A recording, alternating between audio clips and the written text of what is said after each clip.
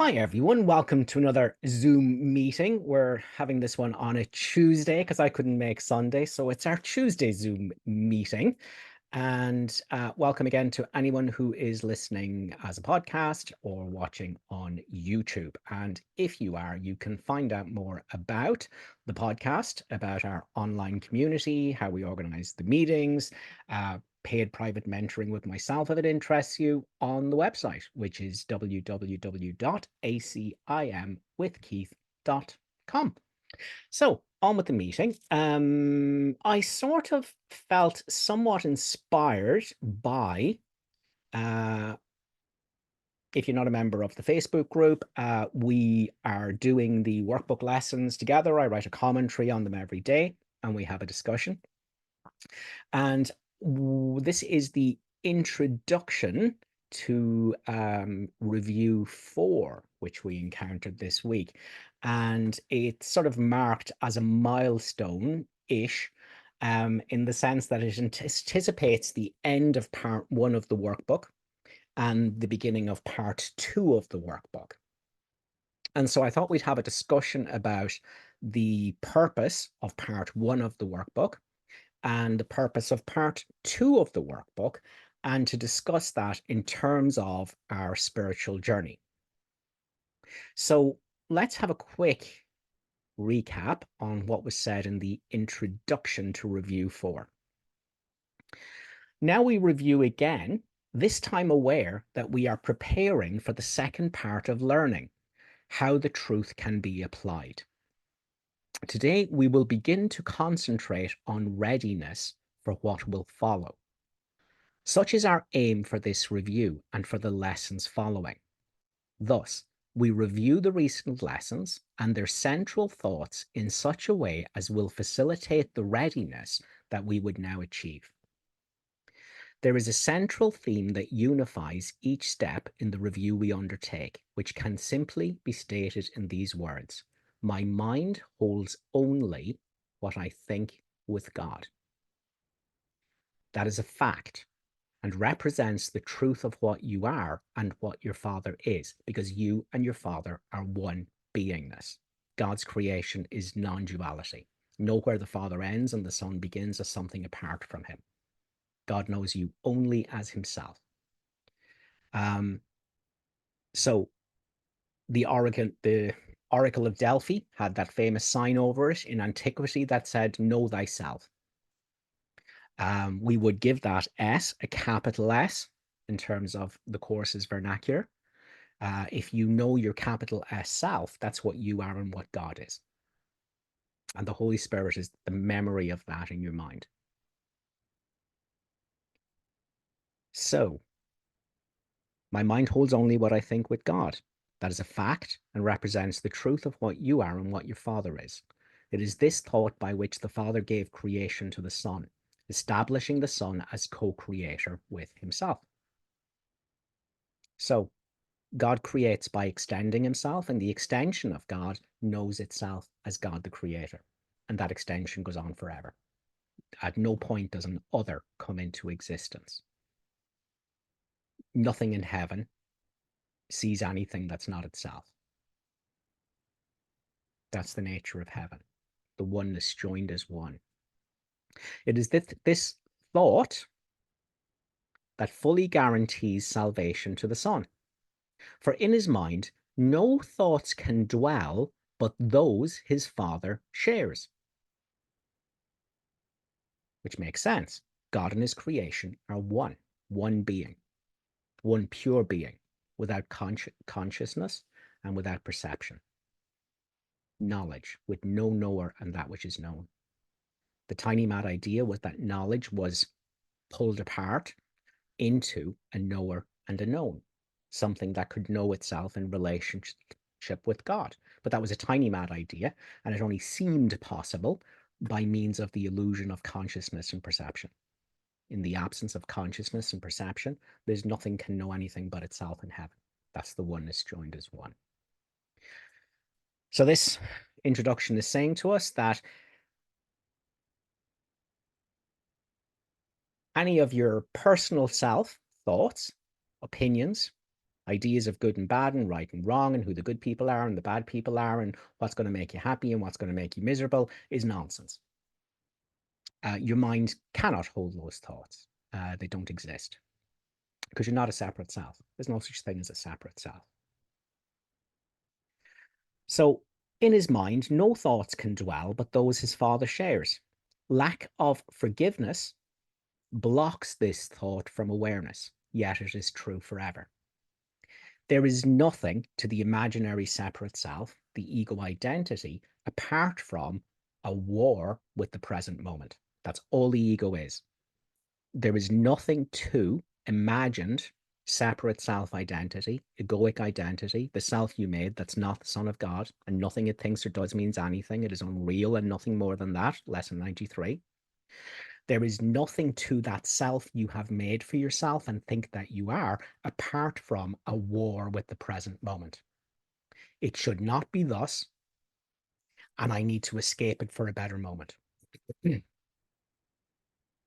Holiness is not here now. That's what the imagined separate self says. This is not holiness. There is no perfection here. There is no light here. And I need to now solve the problem of that in an imaginary future. And so there is nothing to the ego other than a resistance to the present moment, a non-allowing of the present moment to be what it is. So that's why Jesus is saying here, lack of forgiveness, which means grievance with the present moment. It should not be thus. Blocks this thought from awareness. In the absence of argument with the present moment, in the allowing of the present moment to be without saying it should not be thus, in the seeing of all things working together for good, there are no exceptions except in the ego's judgment. There is no ego, and there is just the memory of the pure being in your mind that is God and creation as one. In our last podcast, Come with Holy Empty Hands unto your God, I asked you to practice saying to yourself, am I aware of my beingness? And to notice that you've got to go into your thoughts looking for an answer, and your thoughts can't answer that. And in the absence of an answer from thought, you have to disengage yourself from all thoughts and concepts of what you are and sink back into the very essence of your being, into the essence of what you truly are. And in that moment, you say, yes, I'm aware of my beingness. And just for that 1 second or 2 seconds before thoughts come in and you lose your identity to them, apparently, in that 1 or 2 moments, you are outside time and space. You are not a person. You are not in time, because time is created by thoughts. And in that moment or two, however long it lasts before you think you're thinking again, in that experience of your beingness, you are not a creature of time.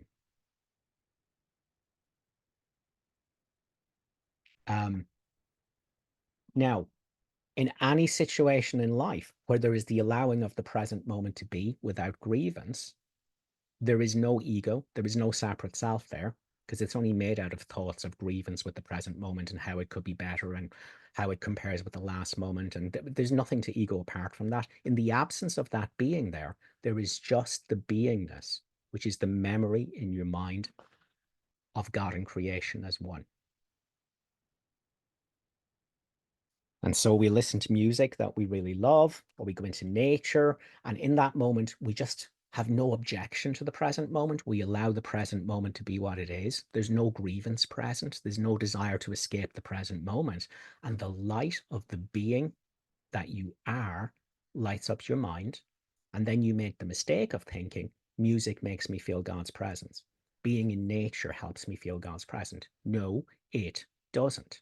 Your absence of grievance with the present moment, the temporary ceasefire in the war against the present moment has stopped. And in that ceasefire, the light of your being fills your mind. That's all that's happening. Okay. Let us begin our preparation with some understanding of the many forms in which the lack of true forgiveness may be carefully concealed. Do we need to read this part? Maybe I'll skip off this part and go on to another lesson. I really wanted to read this introduction here where Jesus wants to begin to talk about the difference between the first part of the workbook and the second part of the workbook. So let's talk about what you're meant to have gotten from the first part of the workbook. What you're meant to have gotten is that you're not a person. You think you are, and the person is purely made out of thoughts.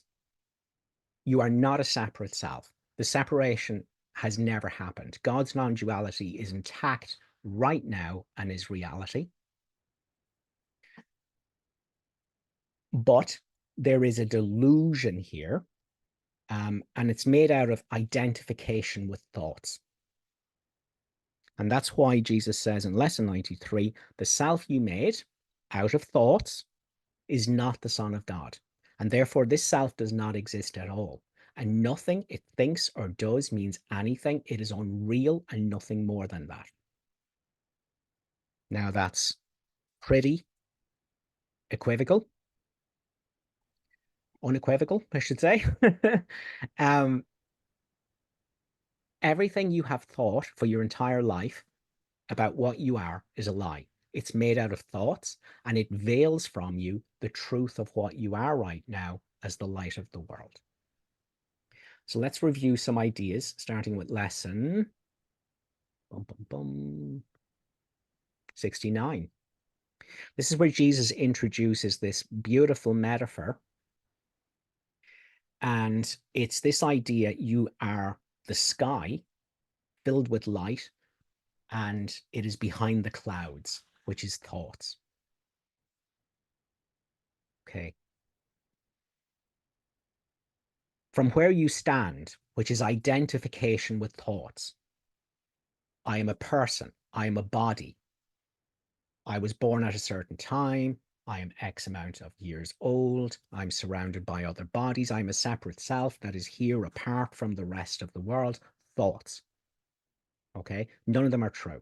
There's no such thing as separation. It's manufactured by thoughts. Just like there's no such thing as past and future, it's manufactured by thoughts. And just like there's no such thing as time and space, it's manufactured from thoughts. So this is where Jesus introduces this idea that you have apparently made for yourself a prison made out of thoughts and thinking. These are the clouds.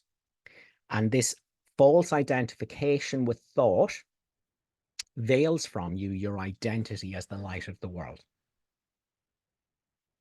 So, from lesson 69, from where you stand, you can see no reason to believe there is a brilliant light hidden behind the clouds.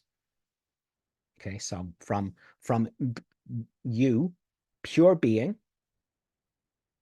present moment, non-judgmental awareness in the Holy Spirit, I am, from the illusory perspective of being I am mixed up with thoughts and beliefs, which are just unconscious thoughts, you think you're a cloud, something made out of thoughts, a story. And from where you stand, you cannot see. You've no reason to believe there is a brilliant light hidden by the clouds, and you are that light. To continue, the clouds seem to be the only reality. Determined to go past the clouds, determined to go past thoughts. This is the purpose of the first section of the workbook lesson. To understand that you have, there is an illusion happening out there. It doesn't mean anything. It's not real. And it means nothing. Nothing I see means anything at all.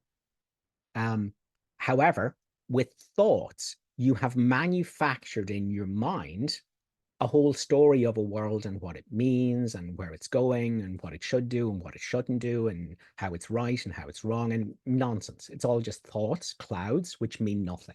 And it blocks from you the light that can be seen in everything, which is you. So this is the thought system of separateness. The thought system of the ego is the thought system of separateness. It says there is separateness. There's separate people. There's separate bodies. There's separateness from God. Okay, that's what clouds tell you, and none of it's true. Separation hasn't happened, except in thoughts. So Jesus is saying in lesson 69, go on. Clouds cannot stop you. Thoughts cannot stop you. This first section of the workbook was about learning that you exist, you have a reality outside of thinking.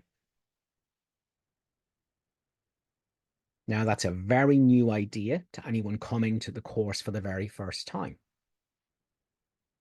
because Descartes gave voice to the almost universal error of, I think, therefore I am. However, the first part of the workbook is dedicated to showing you that when you don't think, you are I am. In the absence of thoughts, there's no separate self. There is only I am, pure being. Go on. Clouds cannot stop you. Thoughts cannot stop you. Try, as you attempt to go through the clouds, the thoughts, to the light, to hold this confidence in your mind. Thoughts cannot stop you. Let's have a quick look at lesson 70. And this is over and over and over in every single workbook lesson. Once more under the bridge, Horatio. Jesus is coaching you from lots of different angles with lots of different information to find what you are outside of thinking, outside of concepts. So this just happens to be lesson 70. Now we will try again to reach the light in you, which is where your salvation is. He's just told you you are the light. And in finding the light, that is your salvation. It is outside of all thinking, thoughts, and concepts.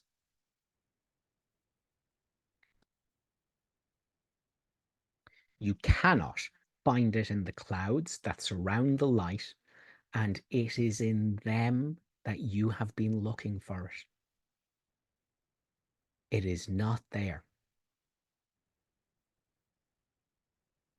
So, misidentified as a thinker of untrue thoughts, imaginary thoughts that mean nothing. Lesson 52. I have no private thoughts. Why have I no private thoughts? Because I'm not a personal self. I'm not a separate self. It's a delusion.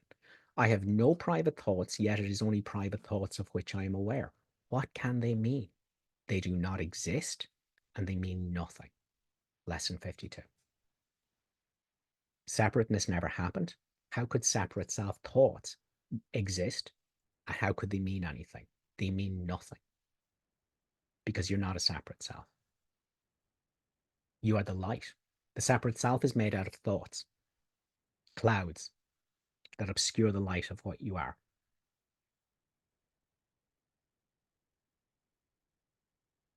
You cannot find it, what you are, the light, salvation, in the clouds, the thoughts that surround the light, pure being, present moment awareness, outside of thinking.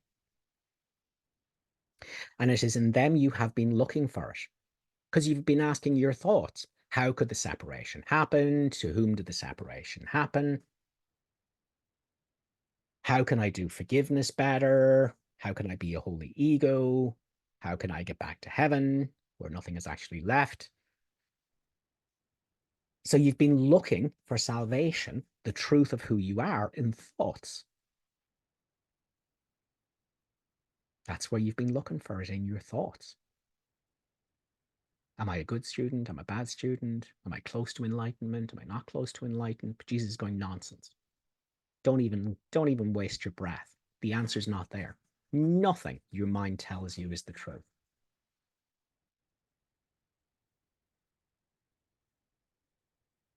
It is not there, salvation. It is past the clouds, past the thoughts, and in the light beyond. Remember that you will have to go through the clouds before you can reach the light. But remember also that you've never found anything in the cloud patterns you imagined that endured or that you wanted. You've been asking yourself your entire life, what will make me happy? I think if I get this, I'll be happy. If I get married, if I have family, if I have kids, I'll get a promotion. These are the things my mind tells me, the clouds tell me is going to make me happy. How am I going to become better at the course? How am I going to be a holy ego? You've been doing that your whole life. All right. Seek and do not find. There is no answer in your thoughts. None.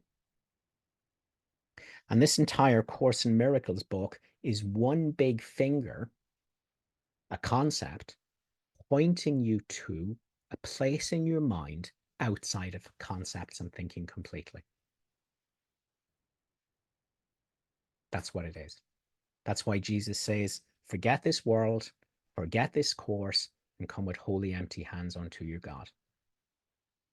That's why he says it, because these are concepts. Once you realize you have a reality outside of thinking that has nothing to do with thinking, that is not maintained by thoughts and cannot be described by thoughts, you don't need the concepts anymore. You let them all go, including the course.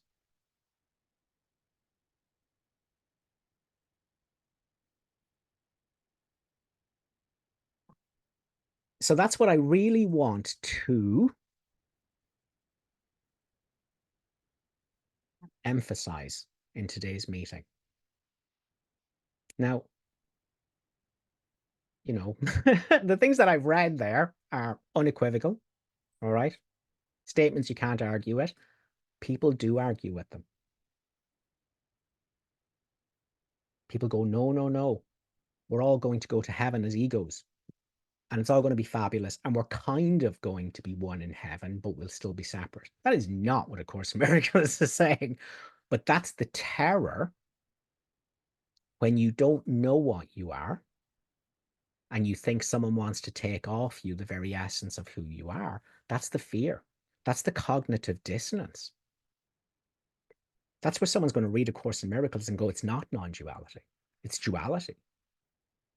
No, no, we do get to keep our specialness. No, we don't, because you're not special. God has one son. How could that be special? Who would it be special against? You are the one holy son of God, and thoughts are making you think you're a body, a separate self, with a story, with a past and with a future, and it's all made up. Okay, it's nonsense.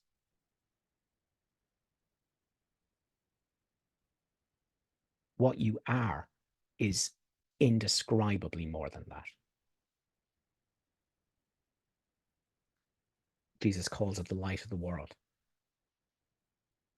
God's one holy, innocent son, where there can be no lack, no need, no separateness from God. And that's still in your mind. The Course calls it the Holy Spirit. A completely alternative identity outside of concepts. That's why Jesus says everyone, the concept of the self, who am I, has always been the great preoccupation of the world.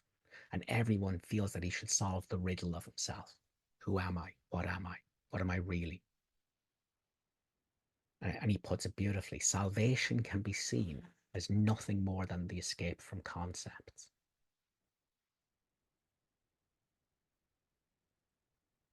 I've been asking my private clients recently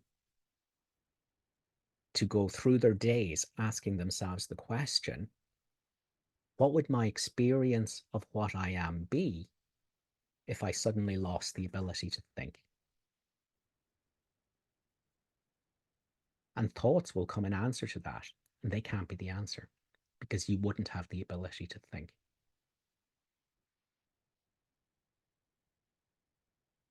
It's just another way of exploring, am I aware of my beingness?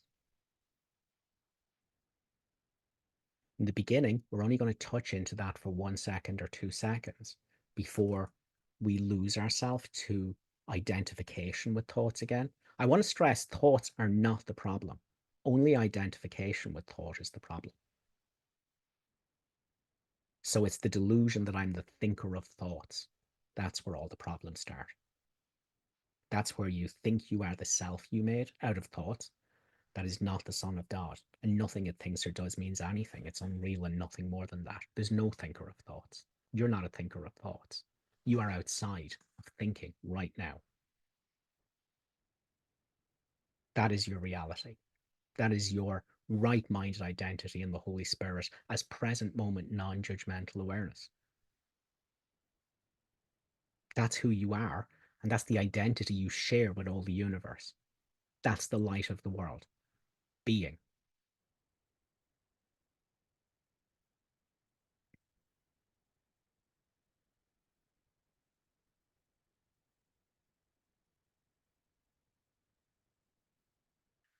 So the first part of the workbook lessons is about you understanding that.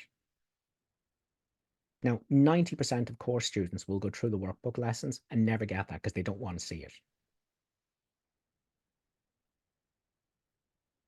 And then go practicing the course like religion, like it's a sequel to the Bible. A Course in Miracles is a science of the mind. That's what it is. And Jesus gives us a formula. He says there's only one problem. You think you're a self that doesn't exist, made out of thoughts, that's thinking thoughts that don't exist and don't mean anything. You have misidentified yourself as an illusion, something mortal, something vulnerable, something lacking and needing and wanting. And it's not you. And he says, now you are being shown that you can escape from the whole shit show, from all suffering, from all fear, from all lack and need and want. Now you're being shown you can escape with this formula: forgiveness. All that is required is you look on the problem the way it is and not the way you're setting it up.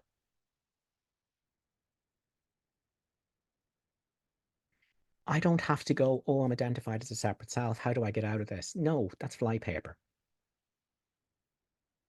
All that's required is you look at yourself identified as something that doesn't exist, a separate self, and you completely and totally forgive yourself for that error.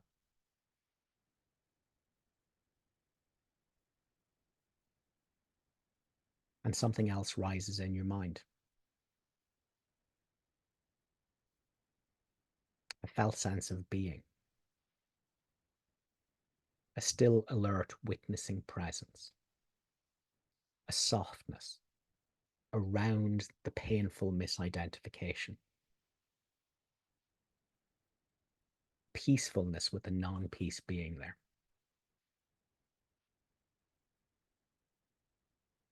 The Holy Spirit has come.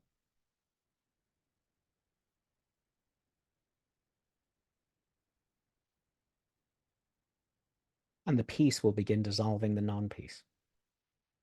The forgiveness will begin dissolving the guilt. But the deeper truth is that you are that being. The Holy Spirit is the memory of what you and God are, because it's the same thing. Pure being, pure present moment awareness without past or future.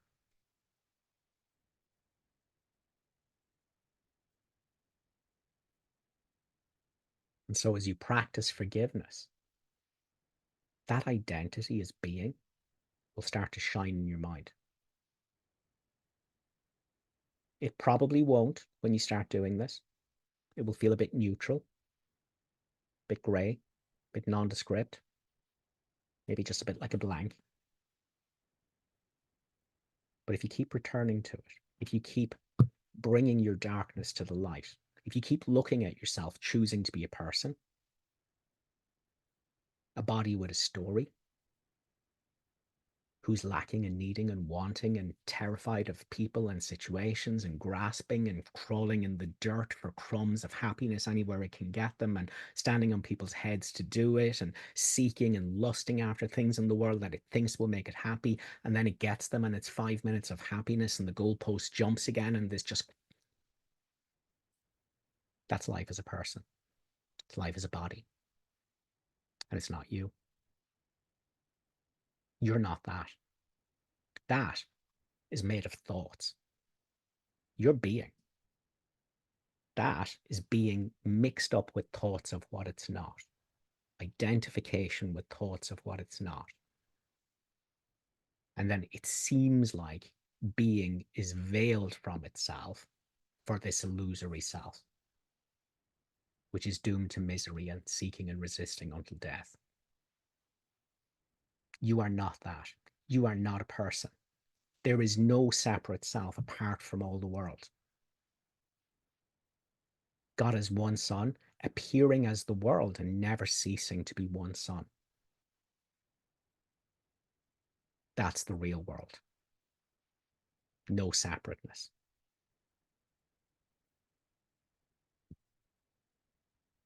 No separateness anywhere. That's what's here now in this moment.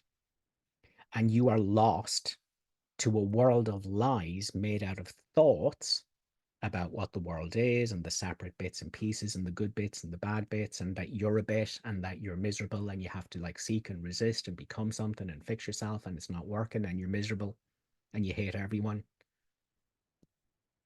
None of that's true.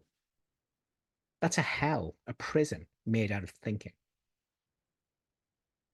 And salvation is nothing more than the escape from concepts. You're not thinking anything. Jesus talks about the thoughts you think you think. In lesson 8, he talks about the one holy true thing we can say about the past is that it's not here now. And it's always now. And then the clangor, when you think you're thinking about the past and future, your mind's blank because you're not really thinking about anything. How could you, being present moment awareness, have a past or future? You don't. They're just thoughts. But you're making an identity out of them as a creature of time. Time doesn't exist either. It's made out of thoughts. Right now, being, the present moment, is appearing as now and appearing as thoughts about a past that never happened and appearing as a future that will never come. It's only now.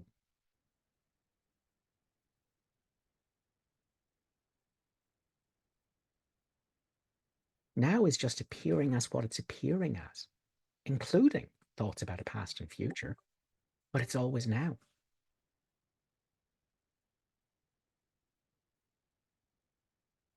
When you think you're thinking about the past and the future, illusions, lesson 8, your mind's blank because it's not thinking about anything.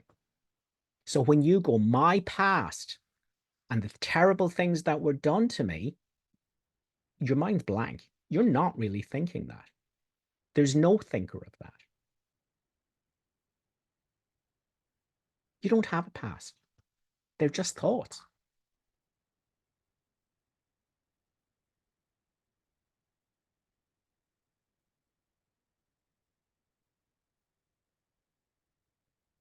Is it lesson 248? Jesus says, what suffers is not part of me.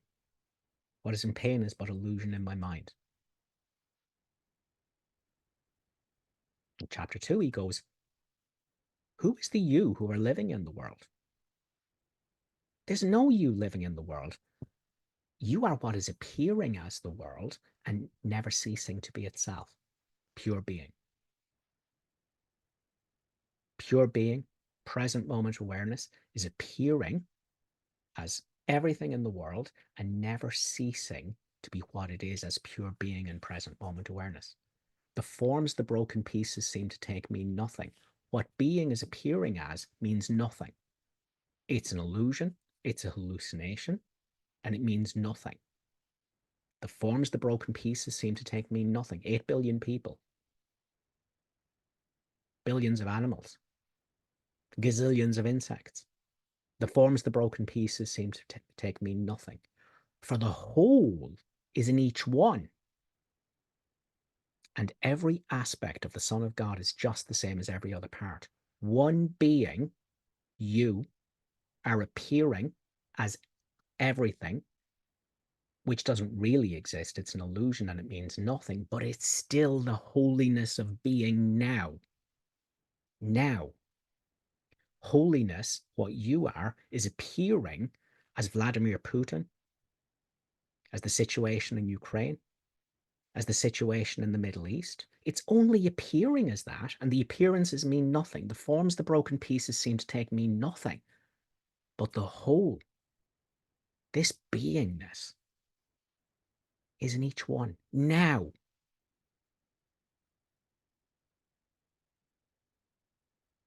And so A Course in Miracles is about you learning to look at all this nonsense going on in your head about, oh, I'm a person and I had a terrible past and my future looks scary. And then you just simply realize, oh,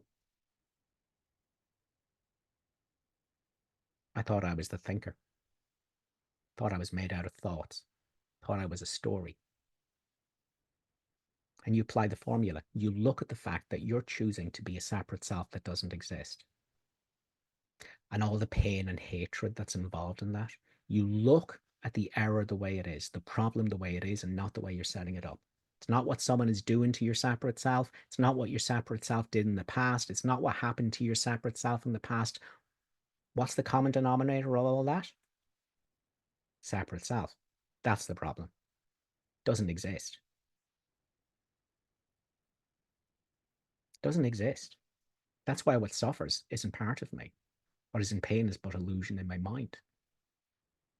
What dies but mocks the truth of me. The only thing that dies is the self you've made out of thoughts. That's not you. You haven't been born and you won't die. They're just thoughts. Now, the first half of the workbook is not, it does not expect that you have completely awoken from the dream of death that is made out of thoughts, that you have zero identification with thoughts anymore. It does not mean that. But be very clear on this. The first part of the workbook is that you understand that completely. The only problem you have is that you think you're a thinker of thoughts that do not exist and mean nothing because you're not actually a separate self. That's the only problem you have. And there is one answer to all the problems you are deluded that you have, and that is to undo your misidentification as a separate self. And you do that by looking at your decision to misidentify as an ego and to feel vulnerable and assaulted and hurt and wounded and vengeful and trying to defend yourself and have people think well of you and trying to solve the problem of yourself and your misery as an ego. You look at the problem the way it is and you completely and totally forgive yourself. You don't look away. You look. The miracle establishes you dream a dream and its content is not true. The miracle looks on devastation and reminds the mind that what it sees is false. You look on the devastation of the identity you've made up for yourself that veils from you your truth as the Son of God, as a separate self. This pathetic, needy, wanting, crawling, grasping, seeking, resisting, this mouse waging war on the present moment, going, there's no holiness here, there's no perfection here.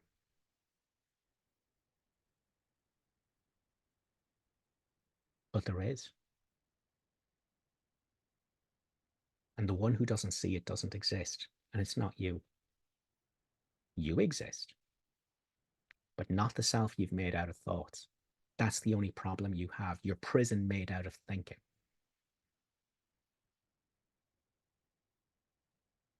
And that's the purpose of the first part of the workbook. It doesn't mean you have to have become awakened. Awakened means you no longer identify with thoughts.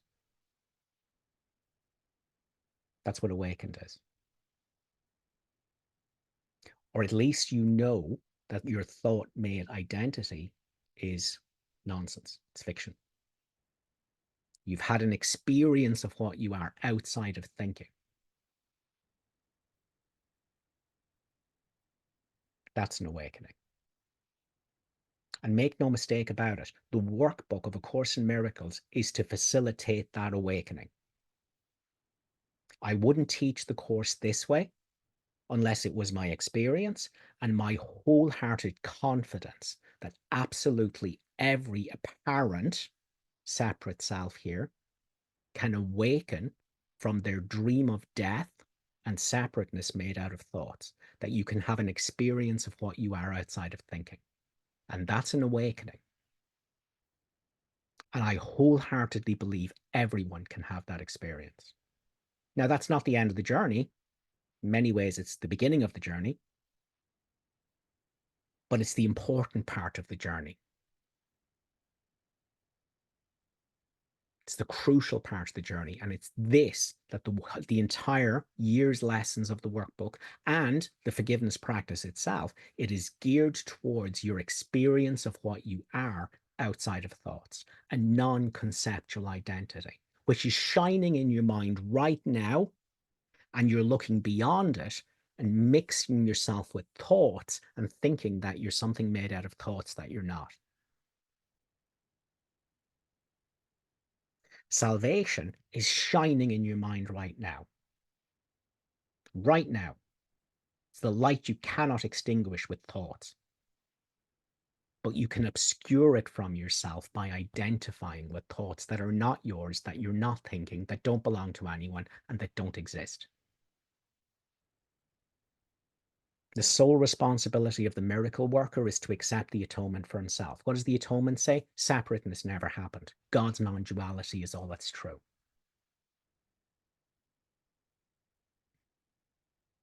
So if I, being, present moment, non-judgmental awareness, if I attack my identity as this, to dress myself in stories and thoughts and concepts of what I am and what the world is, I have attacked being to identify as an image.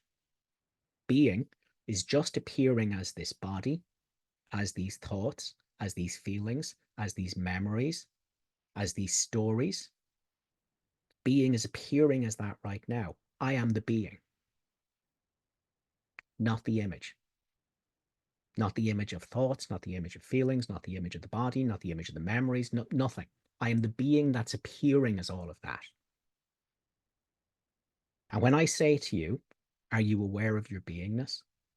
And your mind can't answer you, and you disengage from all the concepts and thoughts in your mind, and just for 2 seconds touch into the essence of what you are, pure being. That is the truth of you that is appearing as all the world and never ceasing to be what it is. The world's an illusion. It doesn't mean anything. But this being is the truth of everything. It's the truth of you, and it's the truth of all the world. And when you know your identity's beingness, you look out and you see beingness appearing as a world that means nothing at all, and it's still being. When you know the holiness of what you are outside of thoughts, you look out and see holiness itself right now appearing as a movie that means nothing, and it's still holiness. You don't look at your brothers and go, you're an illusion and you're an illusion and you're an illusion. Everything is true and false. Your brothers are not bodies. They don't have a past or future, and they're not separate. But you don't look at a brother and go, you don't exist. You see the same being that is the truth of what you are. Jesus says, remember always that your identity is shared and its reality is in its sharing. If you know you're not a separate self, that's made out of thoughts, and your reality is outside of thoughts, and you taste that reality, that's the reality of everyone and everything you look at. And that's the holy relationship that excludes no one. The truth of me sees the truth of you and knows it's the truth of everyone and everything.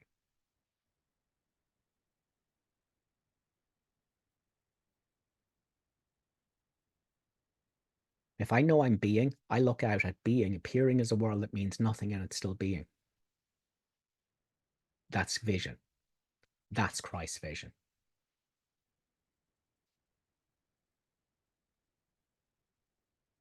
The ego's vision is that I attack my identity as present moment non-judgmental awareness to dress myself in thoughts of who I am and what happened to me and everything else. And this is the story of me, the unhappy me, and how I've been messed around all my life and I never catch a break and blah. So you jump into that and now you think you're an image. You don't know your beingness. You've dissociated beingness, and now you look out and you don't see beingness anywhere. You see images. Images that you, the image, can judge as good and bad and right and wrong, and it should be that way and it shouldn't be that way, and that shouldn't have happened. And blah, blah, blah, blah, blah, blah. Nonsense. But you use the miracle formula to look at the fact that I'm choosing to be this story of a separate self that doesn't exist, with thoughts that mean nothing and don't exist, because I'm not a separate self, but I look at my decision to identify as this painful limitation and illusion of myself and the suffering it's causing me and how I might want to blame everyone and hate everyone for it and blame my past. And I look at what I'm doing and I don't judge it. And what's looking? What is it that's looking without judgment at the decision to be an illusion? It's not a person.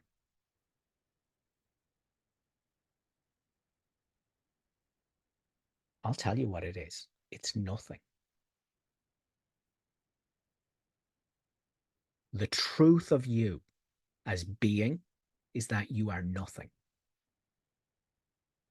I am is nothing.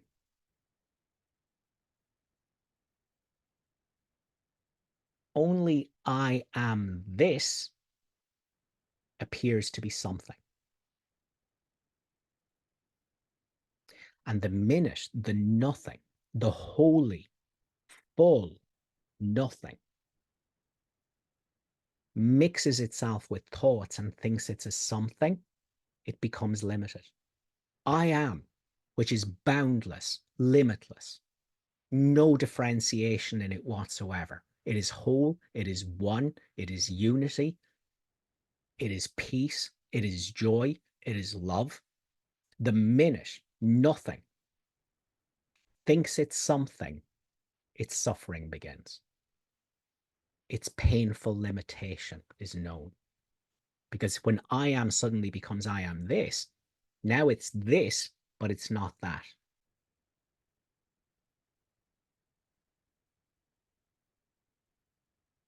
And now it's lacking what it's not.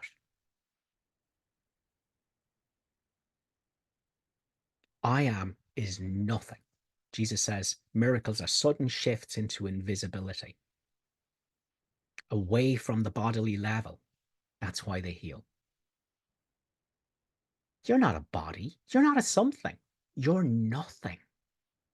Pure being, pure present moment awareness without a past or future. That's not in time. They're thoughts. Thoughts. Your salvation is outside the clouds. Salvation is nothing more than the escape from concepts. No concept can say what I am is. Ask your clouds, what's I am? There's no answer there. Jesus is right. It's there you've been looking, and the answer's not there. There's no answer in your thoughts.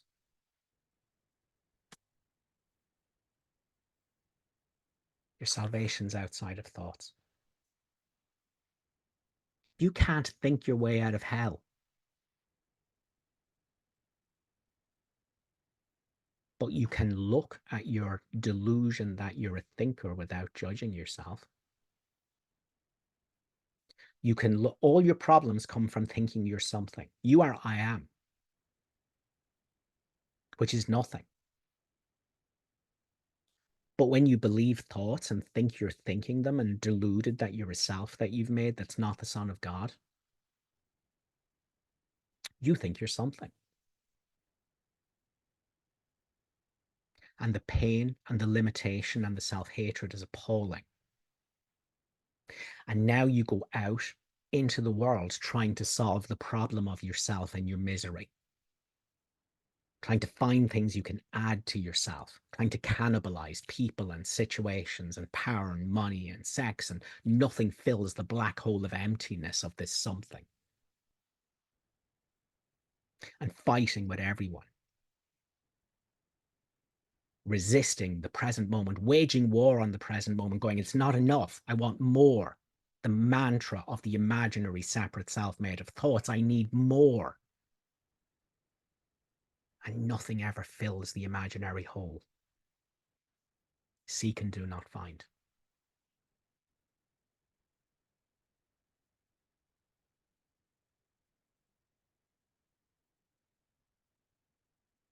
So this first part of the workbook lesson is saying, you're nothing. That's where all the love is. That's where the freedom is. You are the nothing that's appearing as all the somethings, which are just illusions, and it's all still nothing. And that's where God's Son is one. The nothing that's appearing as all somethings, but still nothing. I am. And the minute you think you're something, your suffering begins, and you deny it and you split it off and you project it out and go, the world did that to me. Look at the suffering the world's after causing me. Nonsense, delusion.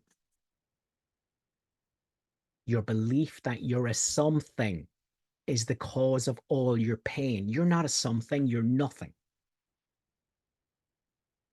The full emptiness, the light of the world, pure, unlimited, boundless I am. And you're deluded that you're a something because you believe your thoughts and that you're a thinker of thoughts. You think you're a something, your suffering begins, you split it off, you project it out and go, the world did it to me. I'm an innocent victim. I could have been a happy something. No, you couldn't. The minute you decided you were something, you blocked happiness from yourself forever. The minute you decided you were a story with a past and a future, and the minute you did that, the suffering started. You didn't acknowledge it. You denied it, split it off, and you're projecting it out onto a world that means nothing, because it is nothing, only appearing as something and still nothing, the nothing that you are. But now you project out responsibility and blame for all the suffering of being a something. The world caused my suffering as a something. No, it did not. Your decision to be something instead of nothing is the cause of all your pain. And the something is a prison made out of thinking. That's the message of the first half of A Course in Miracles, the workbook. It does not say you have to have undone all your thought delusions about what you are. It does not mean you have to have had an awakening at this point in time. But make no mistake about it, you are meant to understand at this point in the course what an awakening is. Your salvation is not in thinking. It is beyond thoughts, in the light that you are. And you bring all your delusions that you're a something to the light of forgiveness in your mind. You look at the only problem you have, which is that you think you're a thinker of thoughts with a past and a future. You're a something. You're not I am. You're a something. You're not nothing. You're something. And your pain is excruciating. And unconsciously, you spend your whole day sending the hungry dogs of fear out, going, for the love of God, bring me back something I can blame for my pain. Anything except admit that it's my own decision to be a something that doesn't exist.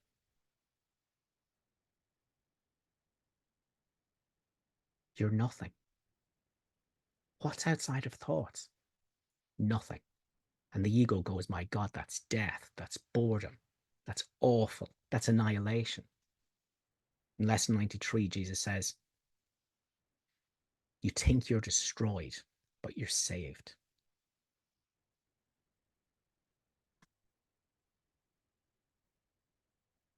The miracle brings you home to the boundless, limitless, and vulnerable, eternal nothing that you are with God. And you're saved. Don't listen to your thoughts. They're all nonsense. Salvation's not in the thoughts, it's in the nothing. The nothing you are with all your brothers.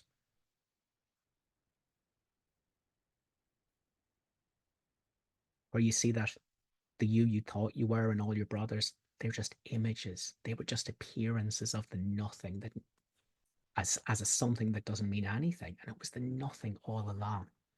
Salvation, the simplicity of salvation. You've made a self out of thoughts for yourself. It's not you. It doesn't exist. And because you think you're that, you look out at all the images in the world and you think they're real. They're not real. It's nothing appearing as images, and it's still the holy nothing. It's still unity. It's still oneness. It's still God's one holy Son.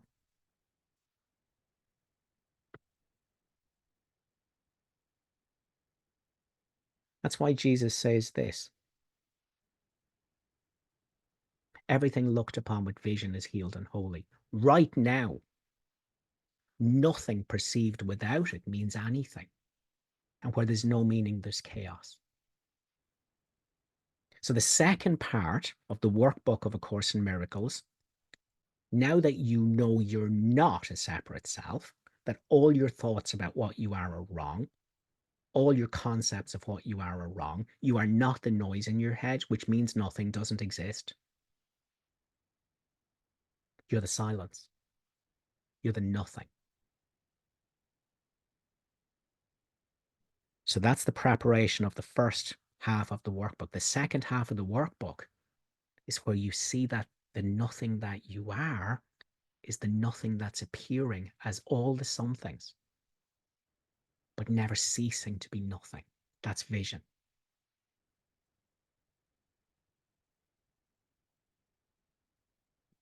That's why Jesus says everything looked upon with vision is healed and holy now.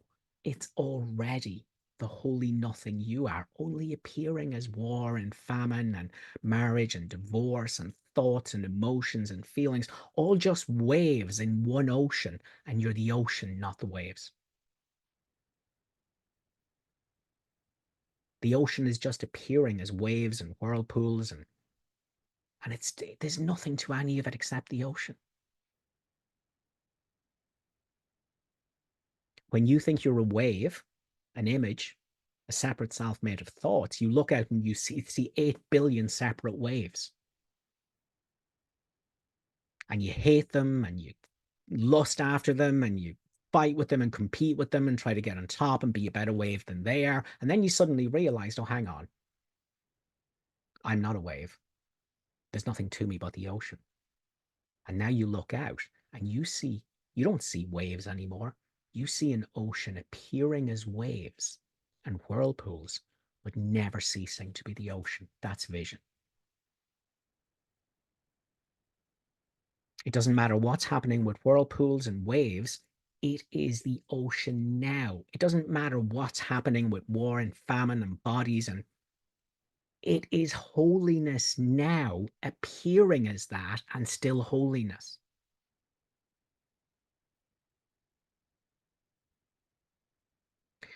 But if you don't know you're the holiness and you think you're an image, now you will look out and see images that you can judge. That's a good thing. That's a bad thing. That shouldn't happen. People shouldn't behave like that. Delusion. And you go, hang on a minute, I'm deluded. Let me go back. I think I'm something. And now I'm sitting in judgment on all the other somethings that aren't real. Let me go back to the nothing that I am. Let me use the holy instant, forgiveness, the miracle. And this pure being, this pure present moment awareness, this I am, this nothing. And now I see that's the truth of everything now.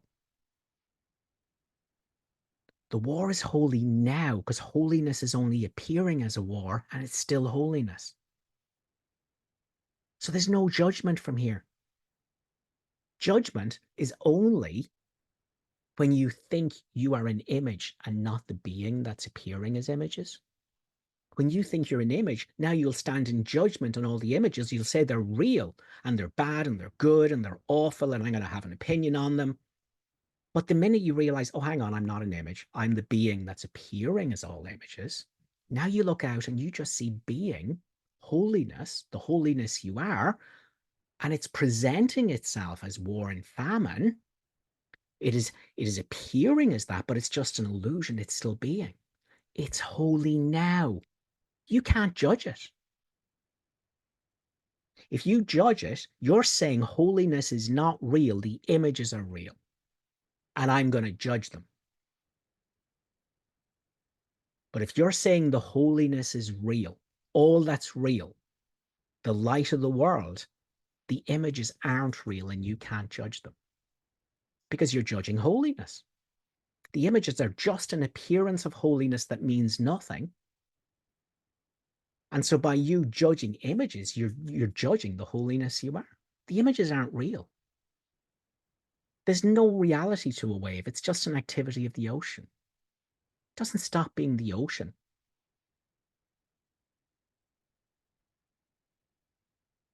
That's the second half of the workbook lesson. It's where you can now, by knowing you're not something, a painful, lacking, needing, wanting something that's standing in judgment and all the other somethings that are just illusions. No, now you know what the mistake is, and you begin to touch into the nothing that you are. You begin to return to nothing every time you fall into the delusion and the pain of being a something. And the world starts to change.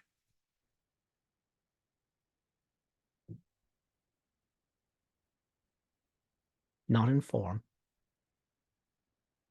but the world presents itself differently. What you are starts to shine as the truth of the world, and you'll start having spiritual experiences.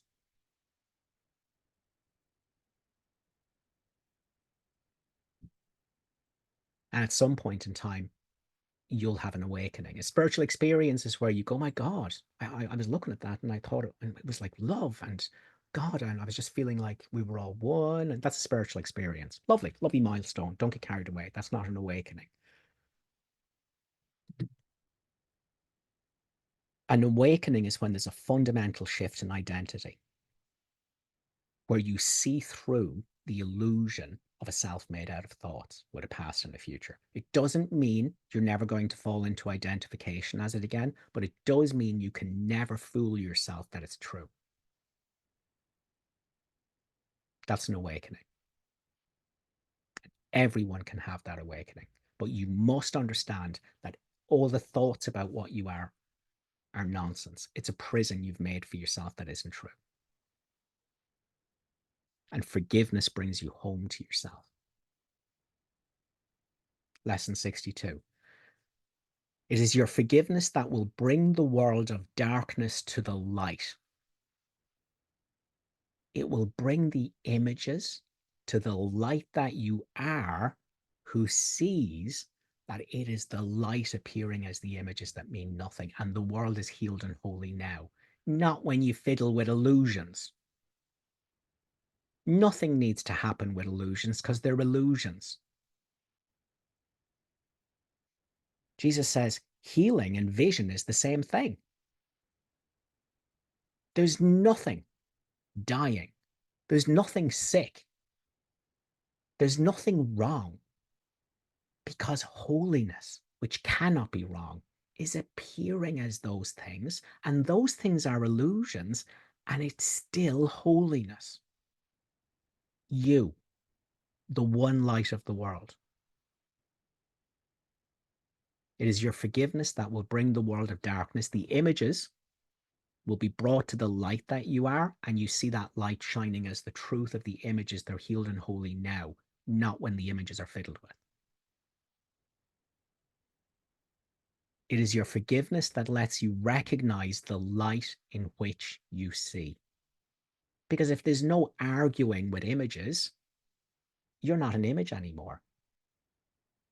If there's no grievances and war going on with the present moment, and insistence that it's not holy and it needs to change and it needs to fix and it's not good enough and I need to become something, blah, if that's not there, there's no ego there. There is only the light that you are, the being that you are in the Holy Spirit. And it looks out and sees itself as the truth of the world. So Jesus continues, forgiveness is the demonstration that you are the light of the world. Through your forgiveness, does the truth about yourself return to your memory. Therefore, in your forgiveness lies your salvation. And what's forgiveness? Looking at my decision to be a something, and my pain and my suffering and my arguing and my fighting and my war with the present moment, I look at that with no judgment. And what is it that's looking? What's looking is the nothing that is the light of the world, the I am, boundless, limitless, immortal, one, undifferentiated, non-duality. The non-duality that's appearing as duality and never ceasing to be non-duality, God's non-duality.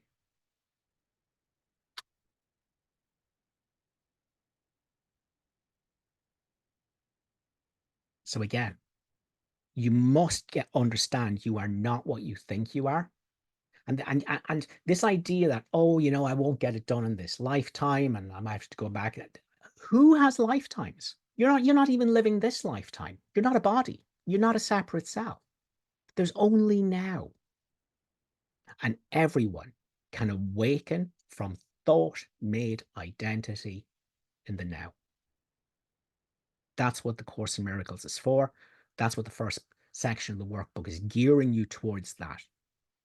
And your ongoing practice of the lessons and this forgiveness method, where every time you notice that you're suffering, you go, oh, I think I'm something. Can I look at that mistaken identification without judging, without hating myself, without trying to fix it? Can I look at that with no judgment? And what is it that looks with no judgment? Nothing.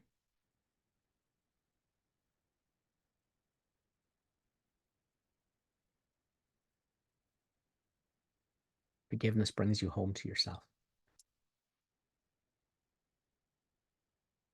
You're not a something. You're not, I am this, I am that. That's where all the pain is. You are nothing. You are I am.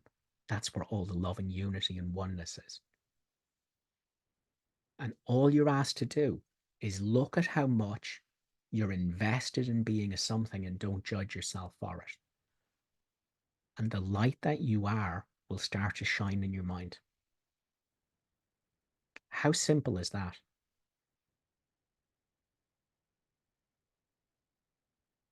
Every time you suffer, you just notice, oh, I think I'm something and therefore limited and therefore I'm suffering and I'm trying to hate the world instead of myself. And can I just totally forgive the fact that I'm doing that? Can I look with no judgment? And what's looking? What's looking is the nothing that I am, the invulnerability that I am, the oneness that I am.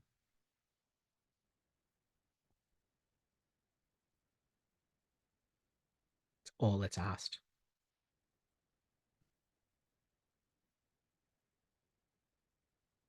I thank you, Father, knowing you will come to close each little gap that lies between the broken pieces of your Holy Son, the images. Your holiness, this being, complete and perfect now, lies in every one of them. And they are joined because what is in one is in them all. One beingness. How holy is the smallest grain of sand when it is recognized as being part of the completed picture of God's Son?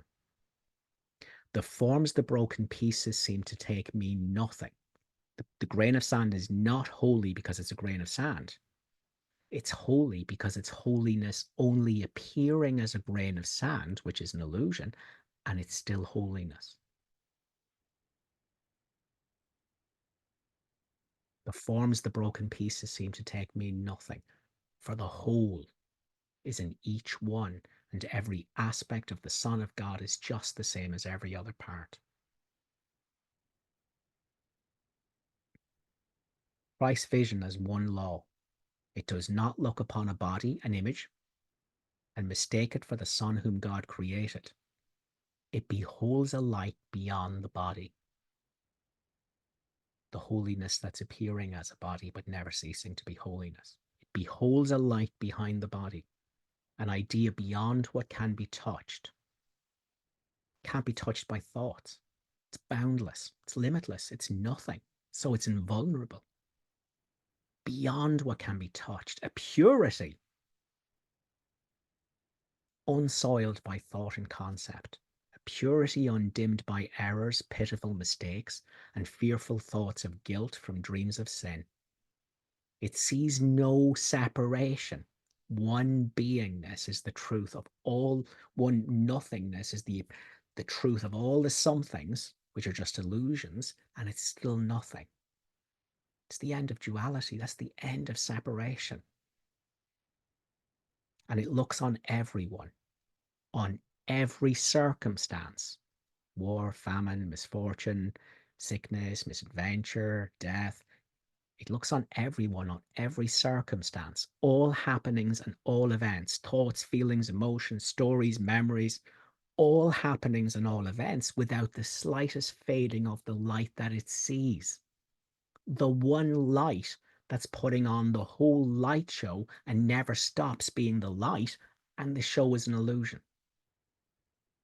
It's the light now, in this moment. There's nothing to judge. Holiness is appearing as the ego's dream of unholiness, but the atonement says everything is still holy.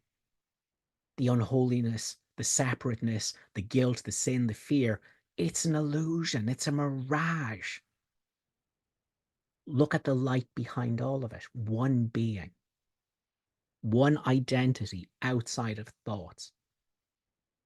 And it's you, God's one holy innocent Son. Not you, the person. There's no such thing as the person. That's made out of thoughts.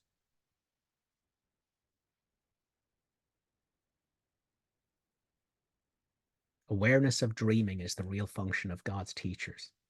They watch the dream figures come and go, shift and change, suffer and die. They're images. Yet they are not deceived by what they see, the images.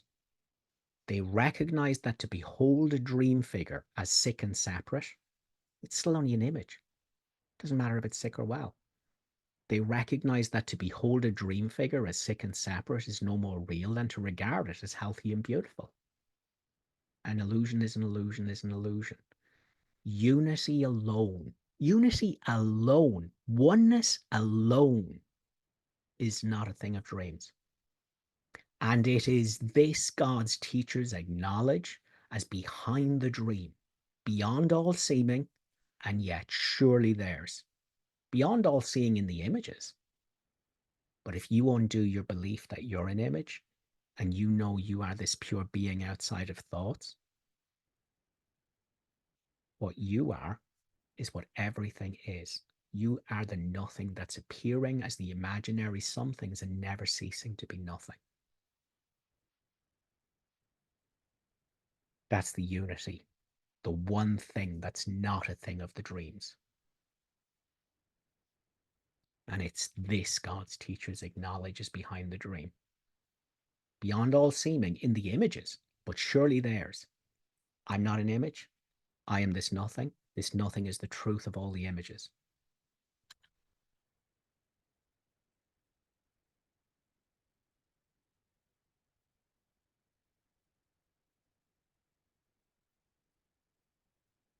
The sole responsibility of the miracle worker is to accept the atonement for himself. If I know I'm the nothing, not a painful, limited, lacking, needing, wanting, crawling, grasping, seeking, resisting illusion, something. When I know I'm the nothing, I look out and see that as the truth of all the illusory somethings. I only have to accept the atonement for myself. I only have to undo my own misidentification as a separate self made out of thoughts, as an ego. That's all I have to undo. And that gives me vision where what I am as the nothing, the I am, the being, it looks out and sees itself as the truth of everything. The whole world is healed. Because it's already this holiness, only appearing as a mirage that means nothing, but it's still holiness.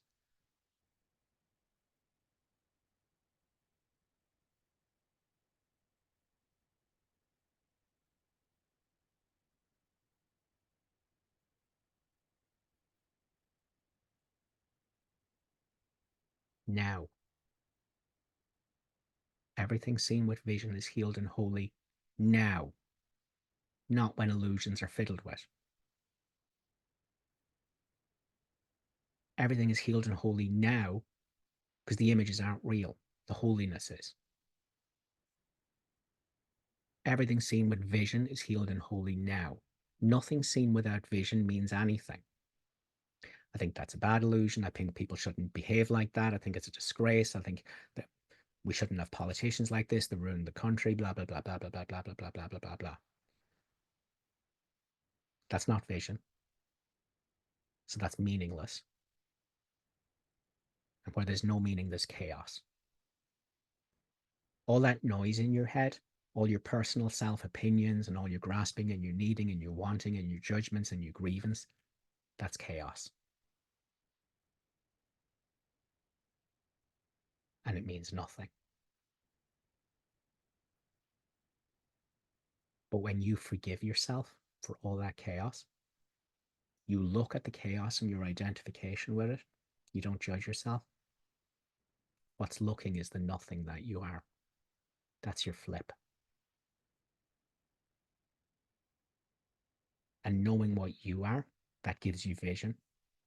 And you look out and you see that holiness, nothing, I am, oneness, is only appearing as an hallucination of a world and separate people and separate bodies and animals and war and famine and peace and marriage and divorce. It's appearing as the whole lot. But all the appearances are an illusion. One holiness is the truth of all of it. Now, that's the holy instant. That's what A Course in Miracles is teaching.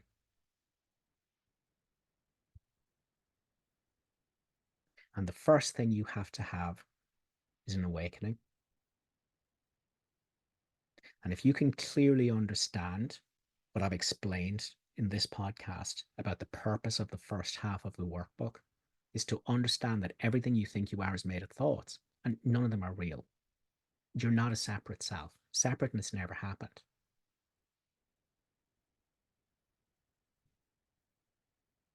You're not a separate self.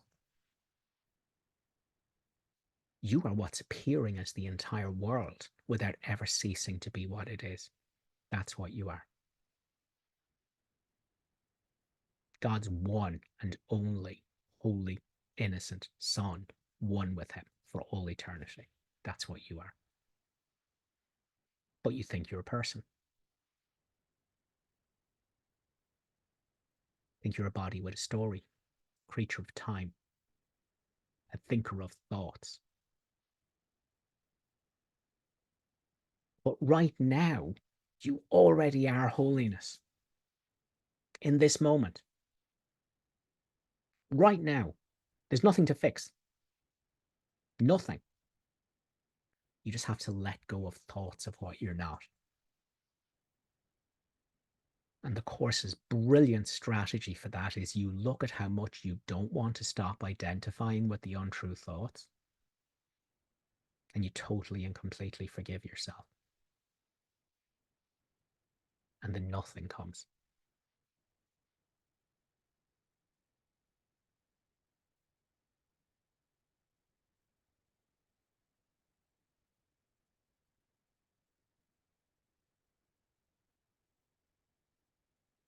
And that's the light of the world. That's the healing of the world right now in this moment, the only moment there is. And that light's in your mind now. And right now it sees the truth of the light and the holiness beyond all the images that mean nothing. It's seeing that right now because you have a split mind. Your right mind is, that's what it's seeing right now.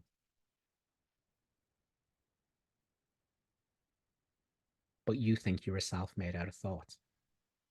And so that miracle, that salvation, that light of the world that's here now in this moment, the real world, is only veiled from you as the truth of you by your identification with thoughts and the story that you're a separate self.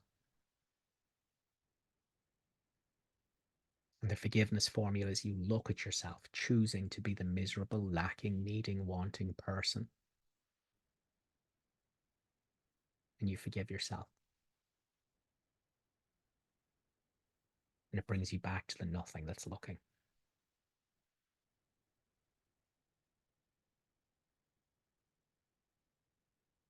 Salvation is nothing more than the escape from concepts. You already are the light of the world right now.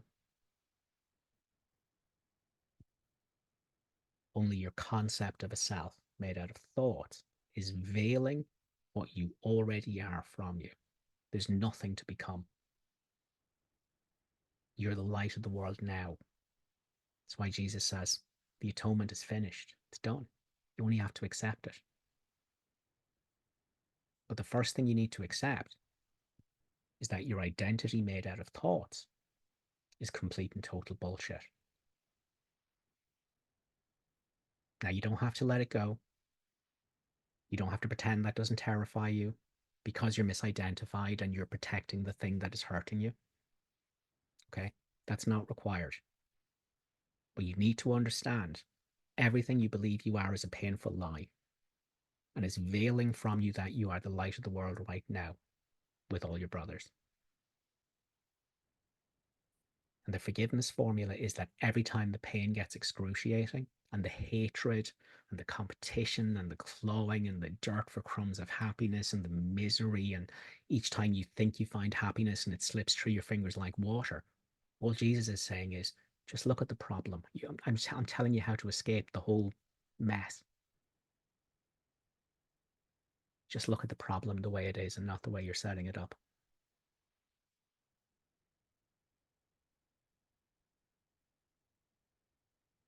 And the nothing that you are, the I am,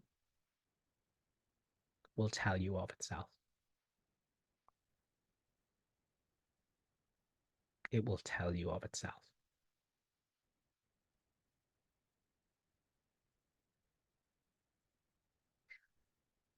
And I can tell you this from experience because with 4 months of practice, this I am came into my mind and has never left.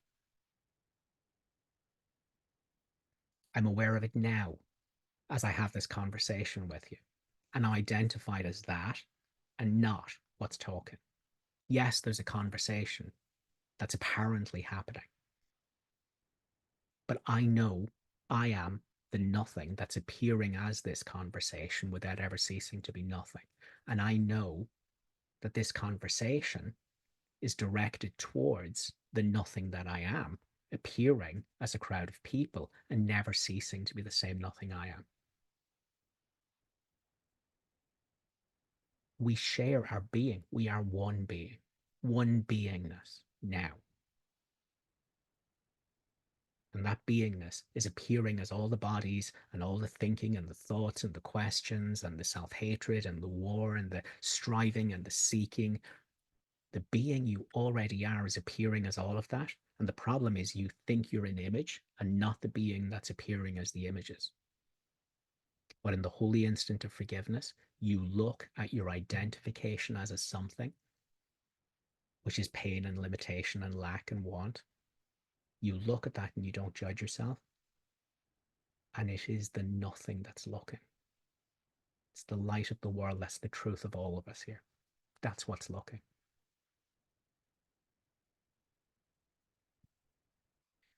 Right. I suppose I better answer a few questions, Eli. What shall we do? Well, we have three Kirsty. hands up and Yes. just one question that came through as direct. So I think we Okay, can we go to should the let's do that then. hands first. That's our questions quota then, because we're to 9 o'clock Yes. already. So Yeah. let's do that. So Kirsty, you've had your hand in the air from the very start. So the stage is yours. Take yourself off mute. Thanks, Keith. I was reading the commentary today to Ken Wapnick's commentary to lesson 23.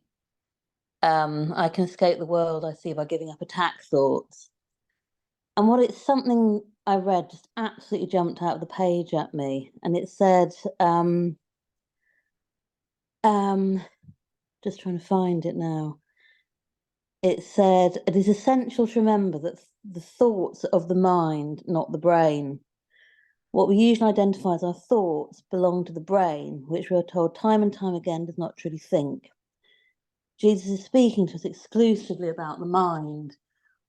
So the thoughts that we think that create this world that is a world of separation, is that the separated brain, these meaningless thoughts, which are, created or, behind this meaningless world, are they of the brain or are they of the mind? Because the mind is where we have this ultimate thought of separation, isn't it? Where we think that we've separated from God. Do you see what I'm asking there? It's a bit of a... Yes.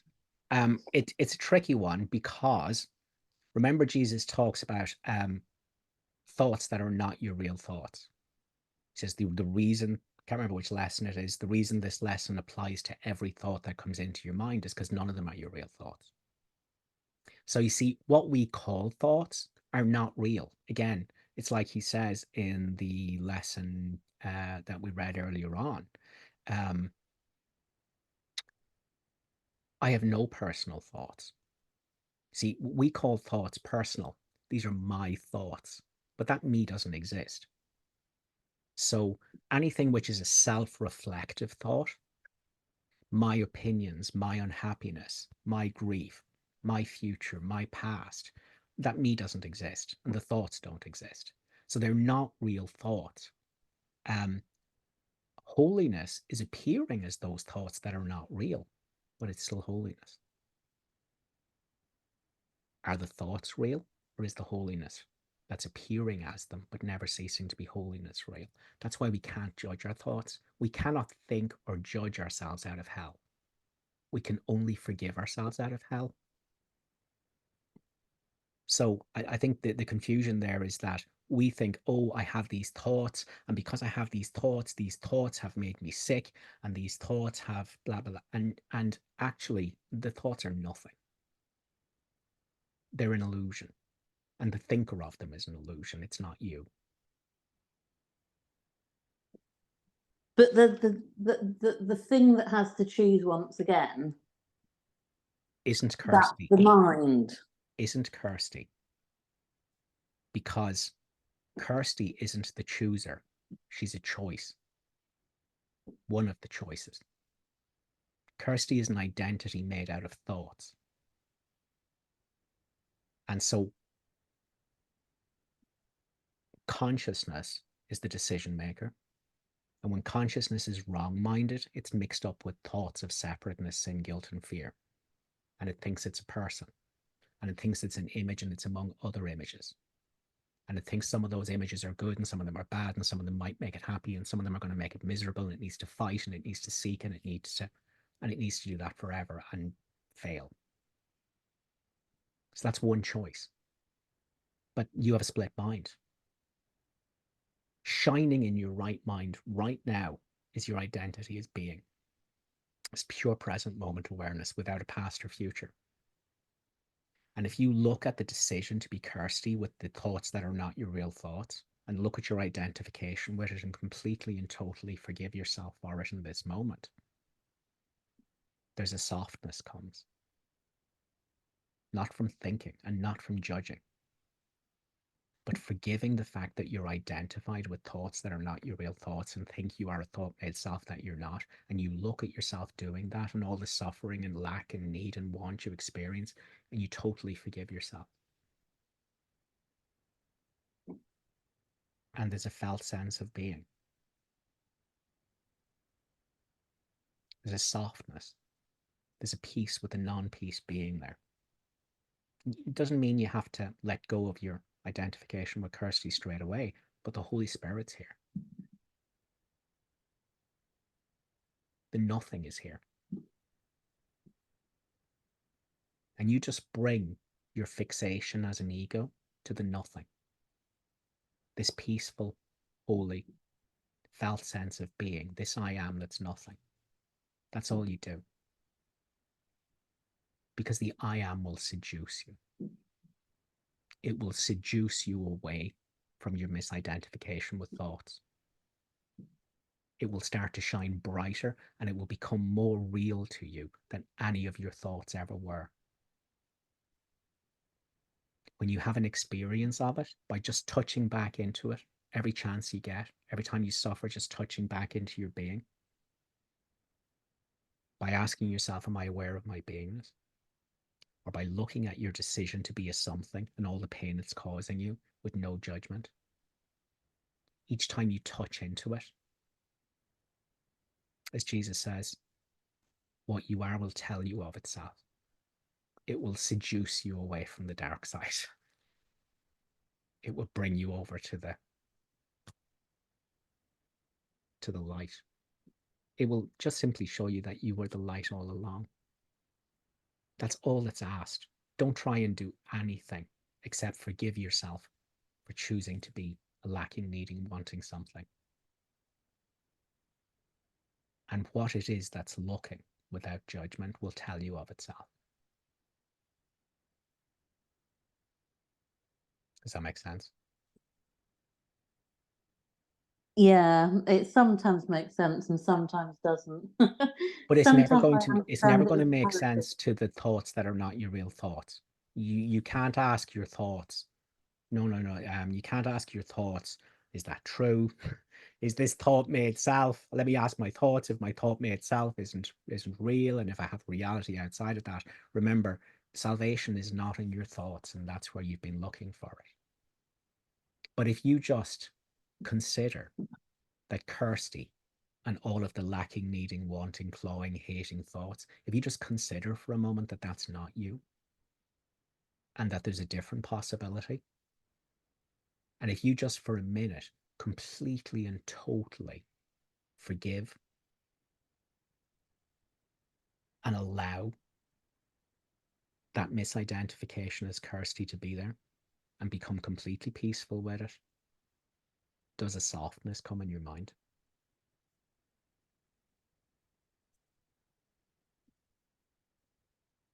Yeah. That's it. Put all your attention on that every time the suffering of being Kirsty gets acute. Put all your attention on that softness. That's the Holy Spirit. That's you. That's the light of the world. And each time you put your attention on it, it's going to start seducing you. It's going to shine brighter. And it's going to shine until it's more real than anything else you've ever experienced in your life. I promise. That's all that's asked. You can get back to that any time you stop blaming the world for your pain and forgive yourself for choosing to be the thing that can feel pain. the something. And what's forgiving is the nothing. And it will tell you of itself. That's all. That's the simplicity of A Course in Miracles.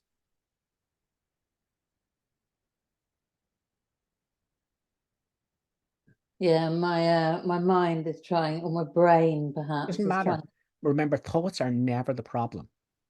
Only the fact that you think you're thinking them is the problem. Only the fact that you think they're yours or that they're true. But those thoughts that are coming in, trying to distract you from the light, the clouds, distracting you from the light that you are they you, or are you the one that hears them? I'm the one that hears them. And the one that hears them is the nothing. It's the I am. And that's what Jesus means when he says, remember, you must go through the clouds to get to the light. All the thoughts will come in and you'll get hooked into them and identified with them. And that's where you have to forgive them, not judge them. Whatever you forgive, you unhook yourself from. You unshackle yourself from it in order to let it go. You can't do it until you forgive it. So when thoughts, remember, it doesn't, you see, your thoughts are coming in going, no, we know best and we know what you should do. And I don't know if that's going to work. And all you have to do is go, is that mess me? Or am I the one that's hearing it? And none of those thoughts apply to the one who hears them. They apply to a self that doesn't exist. They are in service to a non-existent separate self.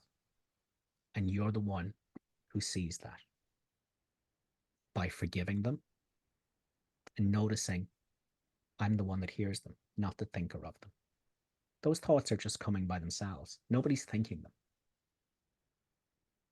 And they're not bad or evil. Holiness is appearing as those thoughts, but the thoughts don't exist. The holiness does. That's why you can't judge your way out of the hell of thinking and judgment. All you can do is forgive your way out. Because whatever you forgive, you unhook yourself from it. You become disidentified with it. It has no power over you anymore. Because now you can go, is that me? Or am I the non-judgmental awareness of it? And you can feel the truth of the nothing, the invulnerable nothing that no thought can limit. That's all. Does that make sense? Yeah, I'll re-listen to this about 10 times. Thanks for the question, Kirsty. Okay, thank you. Shall we go to Evelyn next, Eli? Well, actually, I'd like to give Victoria a chance because she did have her hand up for a long time in second position and her hand dropped and then she put her hand back up again. Okay. So. Very good. Nice. Go ahead, Nice Victoria. spot, Unmute co-host. yourself. Okay. Thank you. So yeah, my thinking mind is being a bit confused, but I'll try to summarize my question succinctly. I apologize for this siren going by.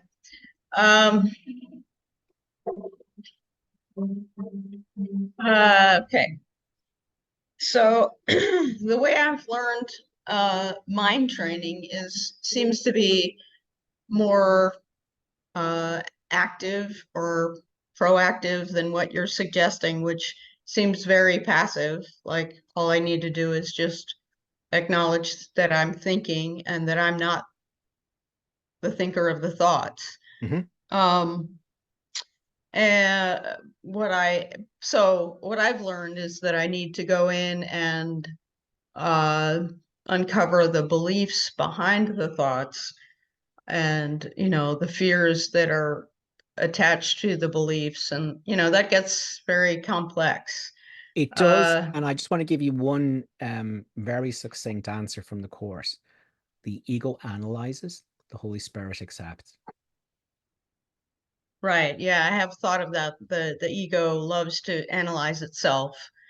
In the Holy Spirit's Okay. acceptance, which means forgiveness, no judgment, the truth of what you are returns to you as nothing. Because you're the nothing that's not judging. Okay, so you're suggesting that I don't need to go into all this depth of uncovering beliefs and all that. Well, let me dig you out another lovely, succinct, perfect explanation from the Course. This is from chapter 15. What is not love is always fear and nothing else. It is not necessary to follow fear through all the circuitous routes by which it burrows underground and hides in darkness to emerge in forms quite different from what it is. Yet it is necessary to examine each one as long as you would retain the principle that governs all of them. When you are willing to regard them not as separate, but as different manifestations of the same idea, and the one you do not want, they go together. Now, what's being said there is there's only one fear, which is the separate self's fear of annihilation by God. That's the only fear there is. Okay?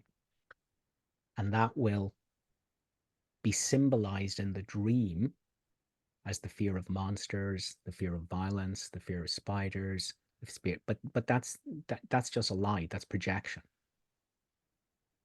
Okay? When I, the decision-making mind, when I have dissociated my identity as present moment, non-judgmental awareness as pure being, to identify as separate, I plunge into the imaginary sin, guilt, and fear of the separate self. Could you repeat that again? So when I, the decision-making mind, when I dissociate my identity as present moment awareness, the nothing, the being, the I am, when I dissociate that, when I attack the truth of who I am, to identify as a separate self made out of thoughts, I plunge into the sin, guilt, and fear of the made-up separate self. If I'm a separate self, God's non-duality was destroyed. Therefore, I am guilty, and therefore my terror is that God's going to come and destroy me. Then all that got split off, and we made up a world, and we're actually playing out our war with God with the images in the world. So now I think I'm fearful that politicians are going to destroy me. I'm fearful that thieves are going to destroy me. I'm fearful that muggers are going to destroy me. I'm fearful that the financial markets are going to destroy me. But all that is just a projection onto a movie that means nothing of a war with God that the imaginary separate self is having. But there's no separate self. Okay. So there's only one fear. I am a separate self, therefore I'm guilty of destroying non-duality. I am guilty, and God's going to destroy me. That's the only fear there is. Now, if I choose to be a separate self, I'll deny that, I'll split it off, I'll project it out and go, I'm afraid of spiders. Jesus says, you are afraid of God because you are afraid of your brothers. Because you have, we didn't want to deal with our war with God, that he was coming for us to destroy us in our mind. So we made up a world, projected it out, and one mind projected itself into all the characters in its dream to become mindless and forget that it was consciousness where the war with God was happening. But now that war with God is getting played out with all the other characters. So there is, yeah, okay, go go ahead. ahead. No, go ahead. No, ask the question. So there's something related to this that I'd like to address. Right before the recorded part, we were just talking. Everyone, in the podcast was just chatting, and illness came up. And I asked, well, isn't that level confusion? And I'm not really clear about what your answer was, because, obviously, this body that I think I have is a projection. And if I think I'm ill, it's a projection. So, and somebody, came back with, and I've heard this a lot from course students, is that, well, as long as we think we're in this world, then we need to, take medicine or whatever. No, So no, at what, but you see, hang on. See,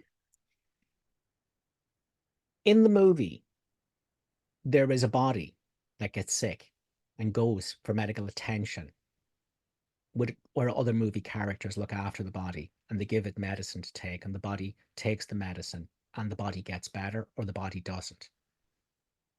But what does that have to do with you? well, it has to do with me, because I have to decide whether I'm going to pursue this magic, Okay, so in lesson 8, Jesus says the one wholly true thing we can say about the past is that it's not here now. And when you think you're thinking about the past and future, your mind's actually blank, because it's not really thinking about anything, because you don't have a past or future. Your present moment awareness. So in this moment, without stories of the past or stories of the future, which Jesus just said are nonsense, without using those stories, can you find any evidence of yourself as a person? No, I'm that nothing. I'm awareness. Okay, and that nothing, can it be sick? No, Was it born? but Was it well, born? yeah. I mean, if you follow this logic, of course, my ego mind is like, Yeah, well, if you no, but follow just those thoughts in your mind, is that you, or are you the one who hears them? I'm the one that hears them, of Great, course. because they don't apply to you. So this nothing, can it be sick? No, Can it die? no, And this nothing that you are, is there any outer edge to it? Is there any boundary or limitation? no. And therefore, this nothing that you are, is it trapped in the body, or is the body appearing in this field of awareness that you are? It's appearing. And if the body was to die right now, would it have any effect on the awareness that you are? That's a tricky one. I wonder about that one, because Okay. Is there any evidence that the body is you, apart from a thought that says it is? Check.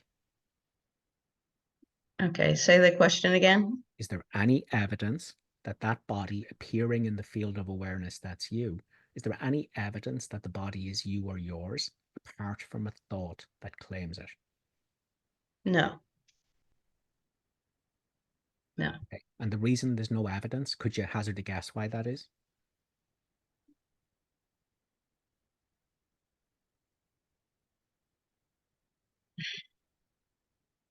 Well, evidence would be another thought.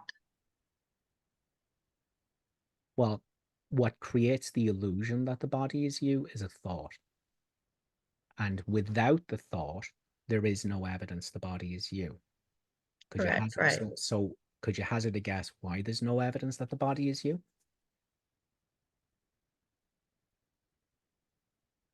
Because it's not you. I am Because not a yeah, body. I am I'm free. not a body. I am I'm still as God created me. correct. Only All right. thoughts feed the lie. Okay. But I have a question. I mean, this seems ridiculous, but Mhm. if I'm this being that is not a body, that means I don't need to eat. I don't need to sleep. I don't need to do anything. That's I mean, true. Yeah, that's true. I need do nothing. Yeah, So exactly. if I were completely to embrace this nothingness that I am, I could just stop taking care of this body. You could, and the body will die and you won't. Okay, so I'm just curious about that. Mm-hmm. So I think Jesus says at no single point in time does the body exist at all. Right. So There's an appearance of a body, but it's not true. The holiness that you are, the nothing that you are, is appearing as a body, but it's still holiness and nothing. The body has nothing right. to do with you. It's an appearance of you with no effect on you. Right. So I guess the reason I'm asking this is because I'm attempting to stop taking medication, because I don't want to have to be dependent on something that reinforces that belief in having a body.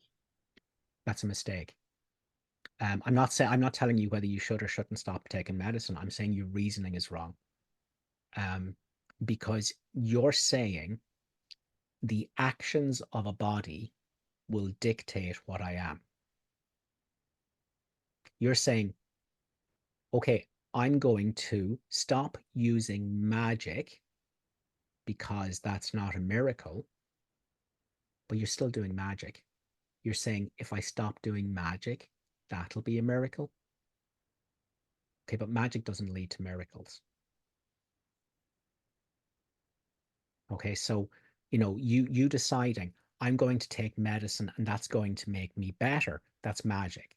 Okay, it might make the body better, but you're not sick and you don't need to get better. That's the miracle. Right. Okay?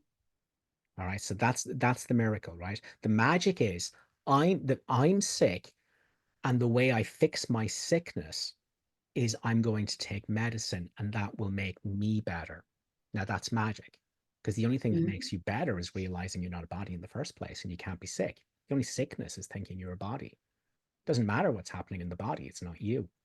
Okay, but when you decide, I am now going to stop taking medicine in order to be holy, that's magic. You're saying the problem is the sickness and the taking of medicine, and that the solution is in the world where the body is. And if I stop taking the medicine, that will make me holy, right? Now, the very fact that you're doing that means you don't know you already are holy. I'm totally confused now. Okay, magic is believing the problem is in the world and the solution is in the world. The miracle is understanding the problem is only my identification as what I am in my mind, and the solution is only me changing my mind about what I am in the holy instant. So actually, that change of what you're mind, that change of mind is completely independent of whether the body is taking medicine or not taking medicine. right. So it doesn't matter what I do or don't do. No. At the level of form, it matters to the body, but the body's not you, right? But it doesn't matter to you. That's the miracle. Okay.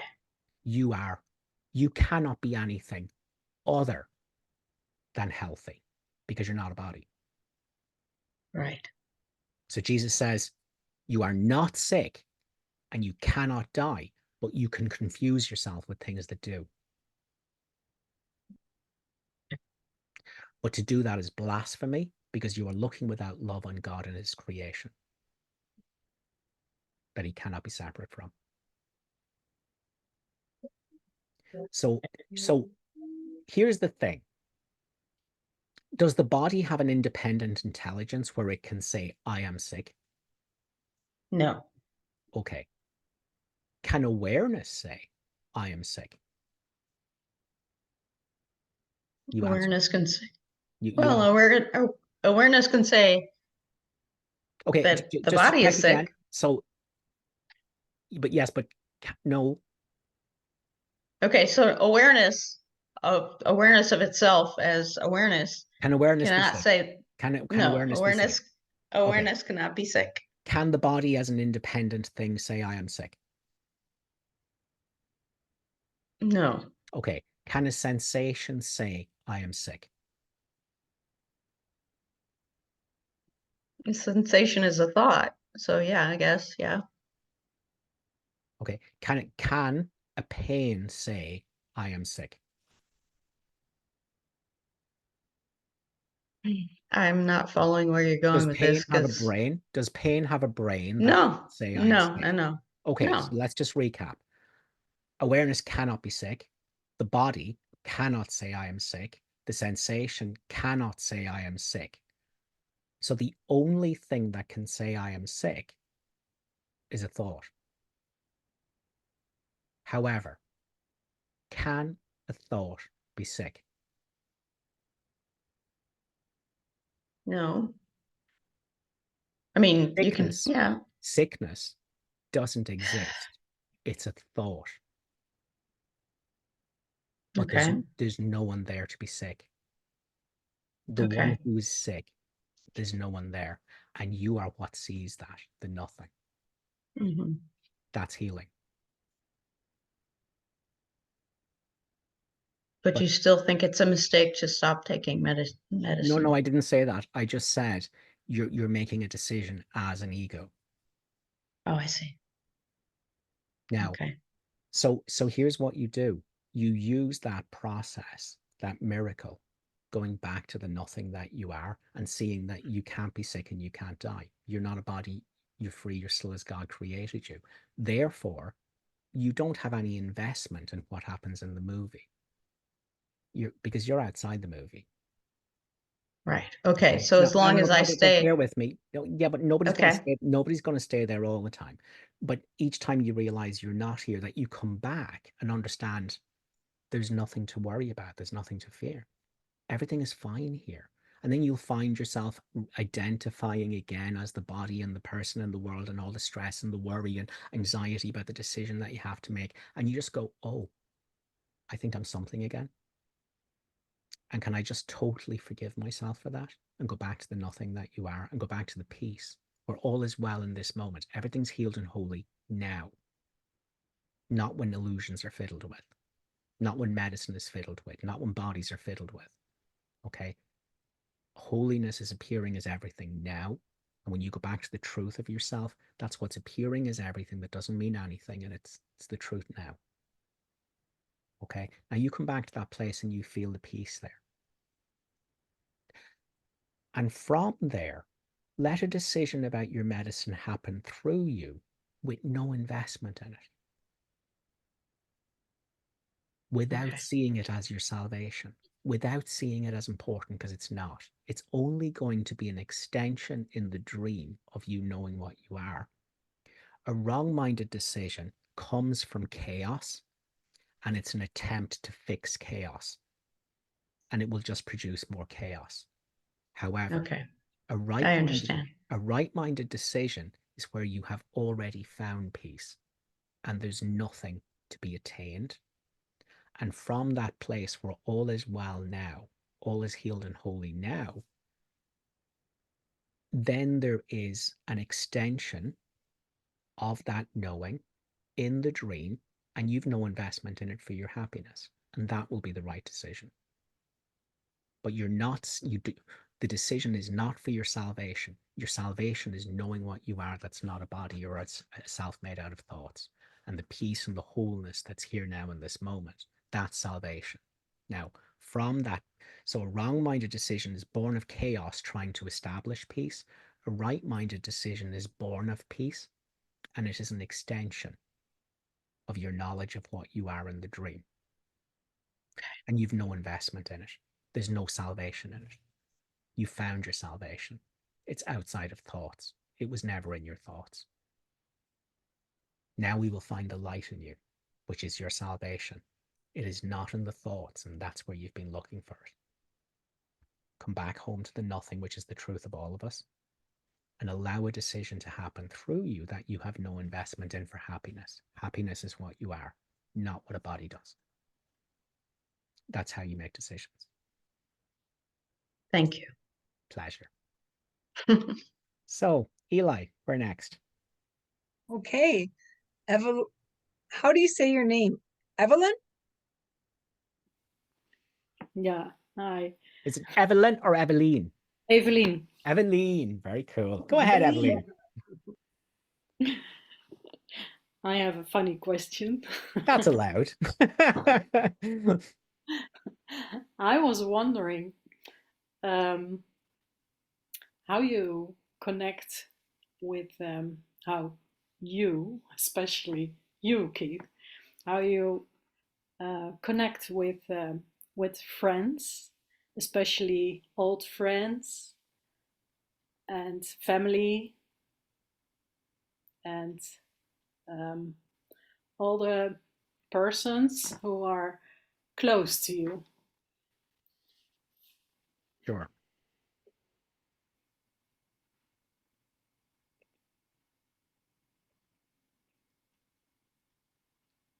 Actually, there's a good example. When someone asks me a question, I don't even think about it. I pause, because what I do is I extricate myself from any thoughts that are going on in my mind about identity and fall back into the nothing and allow something to come. So that's what I do in the podcast. It's what I do when there's a question asked in the Facebook group. And it's what I do when I'm connecting with family and friends. I first of all unravel myself from the thoughts. I go home to the nothing. And I know that's the nothing that my friend is with me. Yes, there's the appearance of bodies and there's the appearance of a conversation, but the nothing that we are is just appearing as that without ever ceasing to be nothing. So I know we are the same being. Mm. Okay. And from that space of knowing, thinking and deciding and doing will reflect my knowledge of what we both are. It's like the right-minded thoughts. Okay. In the same way, if I'm teaching people, I'm not identifying with a self-concept of teacher and having a conversation with a student who doesn't know. Okay. So again, when someone asks a question, I'll extricate myself from all those concepts and go back to being, feel the truth of what I am, and I'm going to know that's the truth of the other person. So they already are the same being I am. That's what's true in this moment. Now, a conversation is going to take place, which I don't have an investment in, which nobody needs to be thought. This is just nothing appearing as a conversation to nothing appearing as a listener.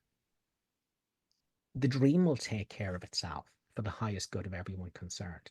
Everything is healed and holy now. And it's the same thing with my friendships.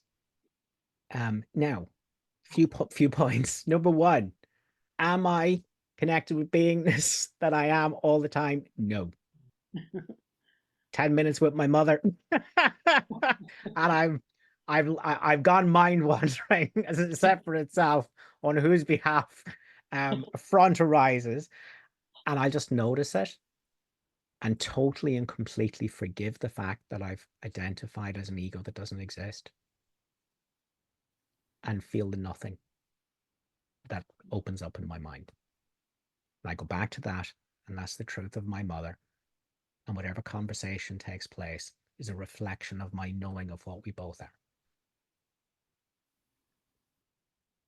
Okay, so that's what I do.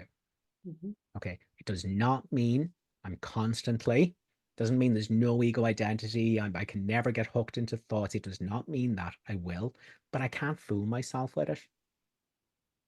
And that's why every single way I teach people is to bring people to an experience. You know, I love how in the clarification of terms, Jesus goes, there's many questions in this course the ego wants answered that are not here. You know, to whom did separateness happen? How did separateness happen? And he goes, there's no answer. There's only an experience. Now, he's been a little bit diplomatic there. What he means is the person asking the question doesn't exist. There's no such thing as separateness. That's what he says, there's no answer. He means, but separateness hasn't happened. The one who's asking the question doesn't exist. It's an identity made out of thoughts, and it's not you. What you are isn't separate. You're already the light of the world. But he says there's no answer diplomatically. He goes, there's only an experience. Do not let theology delay you.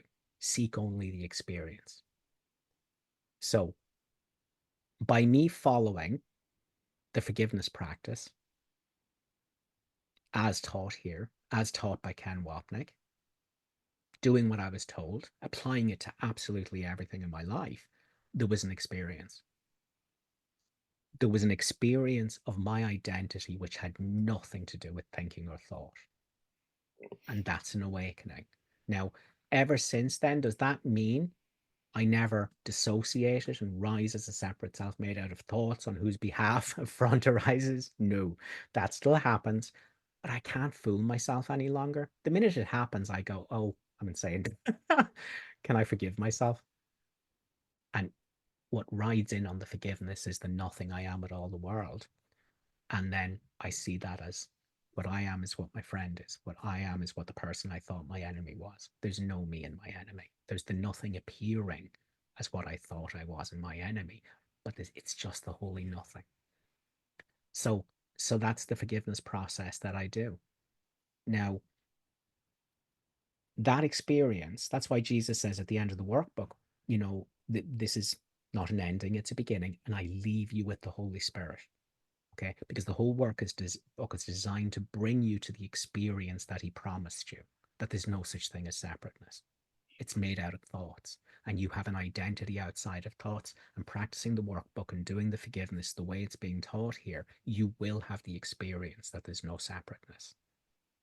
That your identity outside of thoughts is the same identity of everyone outside of thoughts. And the thoughts aren't real. And so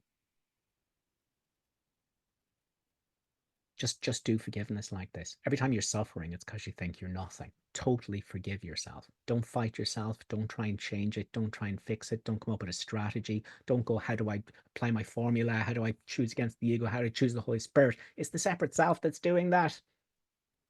Yeah.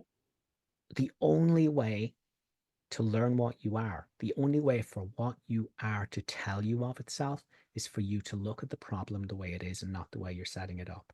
You're choosing to be a separate self that doesn't exist and suffering terribly and denying that and projecting it out and blaming the world for your misery instead of your own decision to be an illusion. And you look at the problem the way it is and you don't judge yourself. You don't look away, you keep looking. You just keep forgiving yourself for it. I'm doing this to myself. Right now, I don't want to stop, but I'm going to totally and completely forgive myself and I'm not going to stop looking. I'm awake in my mind looking. And that awakeness will begin to shine as the light of the world that you are. That's the little willingness. See, a lot of, how are we doing on time? Running mad over, but sure, maybe we'll just rip the behind out of it completely. Because I had in mind to do this and then time kind of ran short, but does it feel like I answered your question so far? Yeah, I think so, because then you can choose to not go to your mother or go every day to your mother if you want. Well, that's not a Want to decision I make as practice. an ego.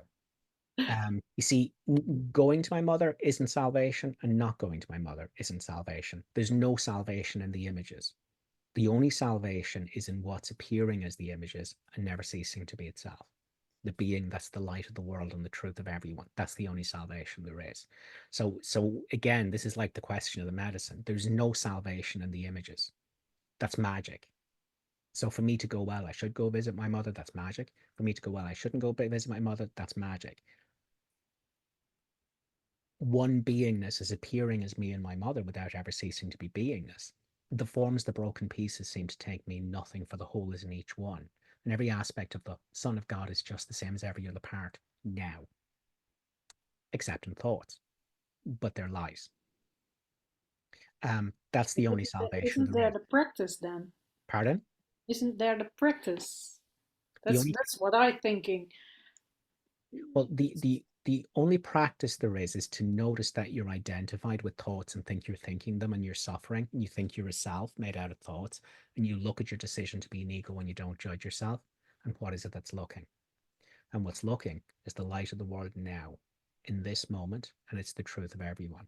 Now, from that place where you understand you're not an image, you are the beingness that's appearing as all images, but never ceasing to be an image, there will something will come, and it will just be love meeting the needs of the moment, taking shape around the requirements of the situation. And there will just be a decision or a choice that will be the kindest, most loving, most helpful, most effective thing to do for everyone concerned with the situation and no one left out. But I'm not invested in it. That's not salvation. It's not even important. It's just something that shows me that I've made the right decision about what I am. But none of the images need saving. Everyone's already saved. They already are the being you are outside of thoughts. Okay. Now, once you know that, then the story may unfold about a body being saved and suffering ending. But that's only the dream. You, the miracle worker, know everything is healed and holy now, not when illusions are fiddled with. Once you know that, then something comes through you in the dream that makes things better in the dream, but that doesn't matter. That's why Jesus says miracles as such do not matter. The only thing that matters is their source. Their source is this being, this light of the world that's true now of everything. Nothing needs saving. It only ever needed saving from my judgment of it. Yeah. Okay, so when you understand, when you're with someone and you understand you are the same being, appearing as two people having a conversation, but still this being, from that place of understanding, everything that comes from you will come from love. Mm. Yeah, that's beautiful. Yeah. So you don't have to worry about it. You don't have to think about it. So when there's a decision to make and I'm all stressed and anxious about it, that just means I'm trying to make a decision as a thinker, a non-existent thinker. Okay. So the problem isn't my indecision. That's a symptom. The problem is I don't know what to do. And the reason I don't know what to do is because I don't know what I am. And I return to the nothing that I am, which is the nothing that everyone is, where we're one and whole and holy and limitless and boundless, where everything is healed and holy now. And from there, love will meet the needs of the moments in the movie. But that really isn't what matters. That is just the reflection in the movie of a decision you've made in your mind and a healing you've done on yourself and the other person. Now, not that the other person needed healing, your perception of the other person needed healing. Okay, because the other person is healed and holy now. So that's why Jesus says, I need do nothing. If you can understand that, you're going to save yourself centuries of effort. I need do nothing. That doesn't mean something's not going to happen in the dream, but you're never the thinker or the doer or the decider. You are only ever the witness. Yes. So the body will make its own decisions, but they will reflect your knowing of what you are as being. But then if you think you are the body will make different decisions, which are out of fear and want and need and clawing, seeking and resisting and fighting and grievances. And okay, so if you think you're the body, the thinker, the doer, the decider, then it's going to be chaos. But when you return back to where the vision is from being, and you see yourself as the truth of everything, then from that place of vision, the actions of the body will be different and will reflect your knowing of what you are, but you're still not the body. And you're still not the thinker or the decider or the doer. If you think you're the body, then the ego script that's already written will play. If you know you're not the body, you're not the dream figure, you're the dreamer of the dream who's not a character in the dream, the non-judgmental witness to it all. If you know that's the truth of what you are, then the dream figure is going to behave very differently, which is the Holy Spirit script. But it's still not you. You're not in the dream.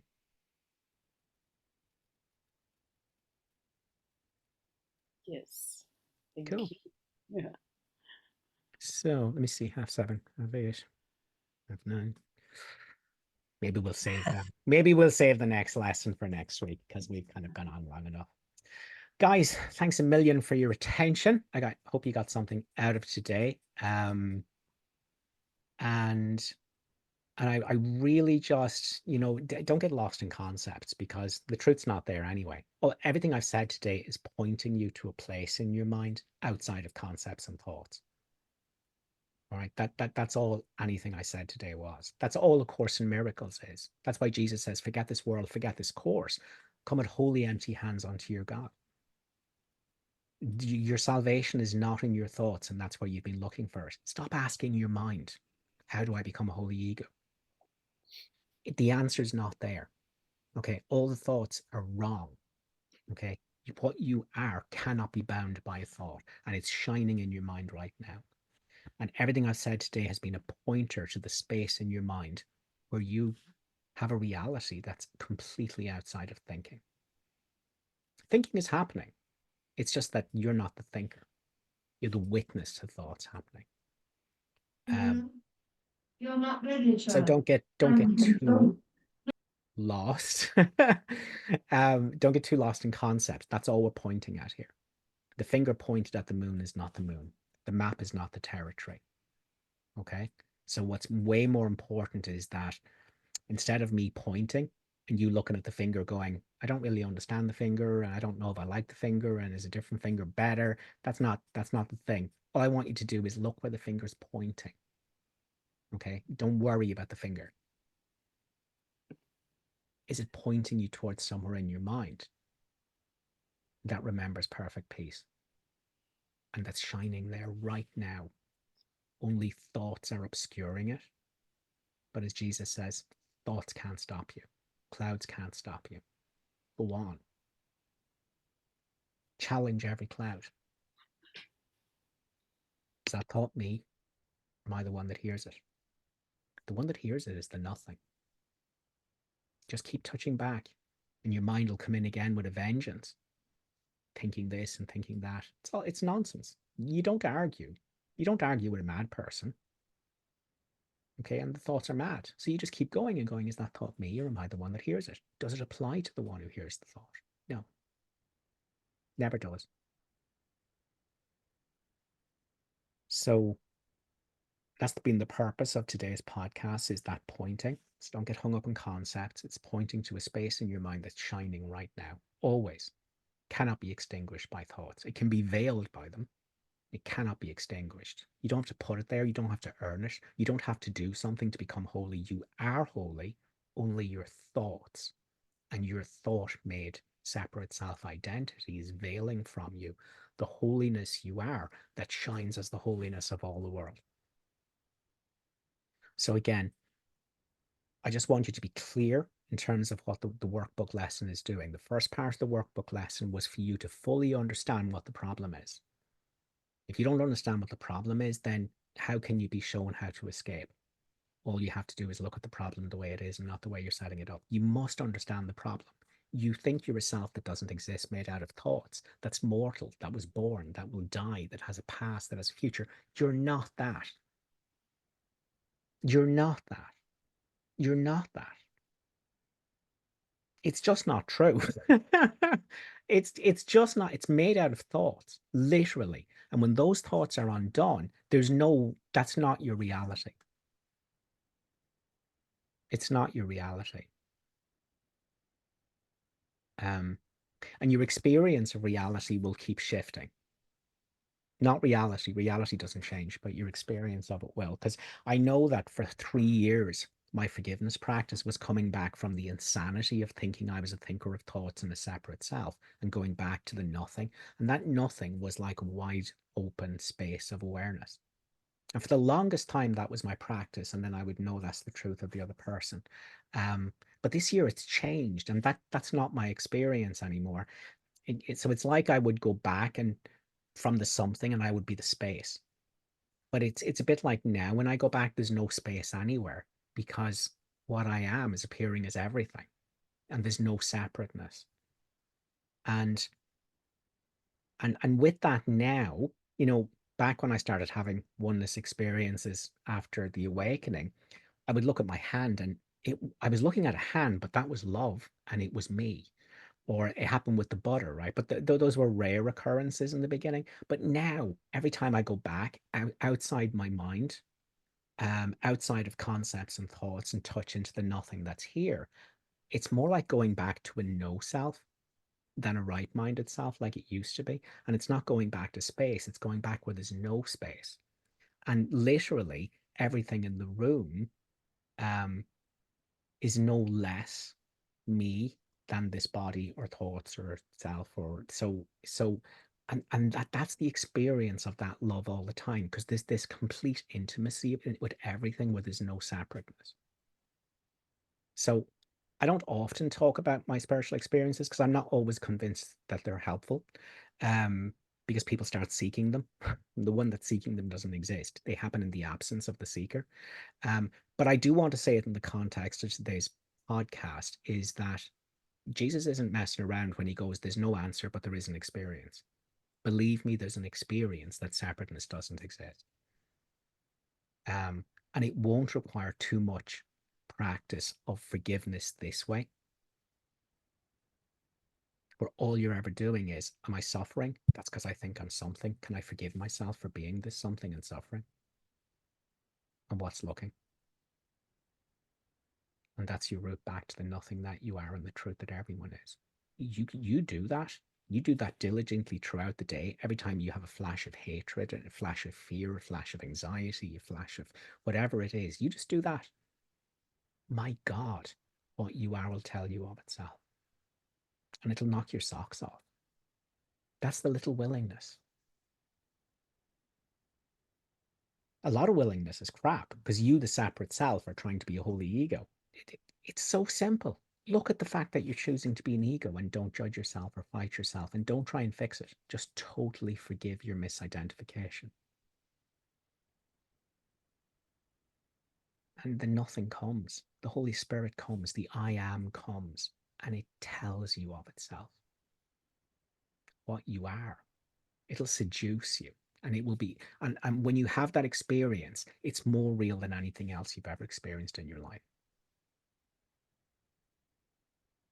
But that's all that's asked of you. Don't try and go run into the end of the race. A little willingness in this moment. I'm worried about the body. Can I look at the fact that I'm choosing to be a body even though I'm not, and totally forgive myself? And the softness comes, which is really you. It might take you a while to be ready to acknowledge that, but the softness comes, and it begins the seduction away from the dark side. I'm so mortified about that thing that I did a week ago, and everyone's going to think I'm such an idiot. Oh, who is the one that people will think is an idiot? Doesn't exist. Separate self. Can I look at the fact that I'm choosing to be this separate self and not judge myself?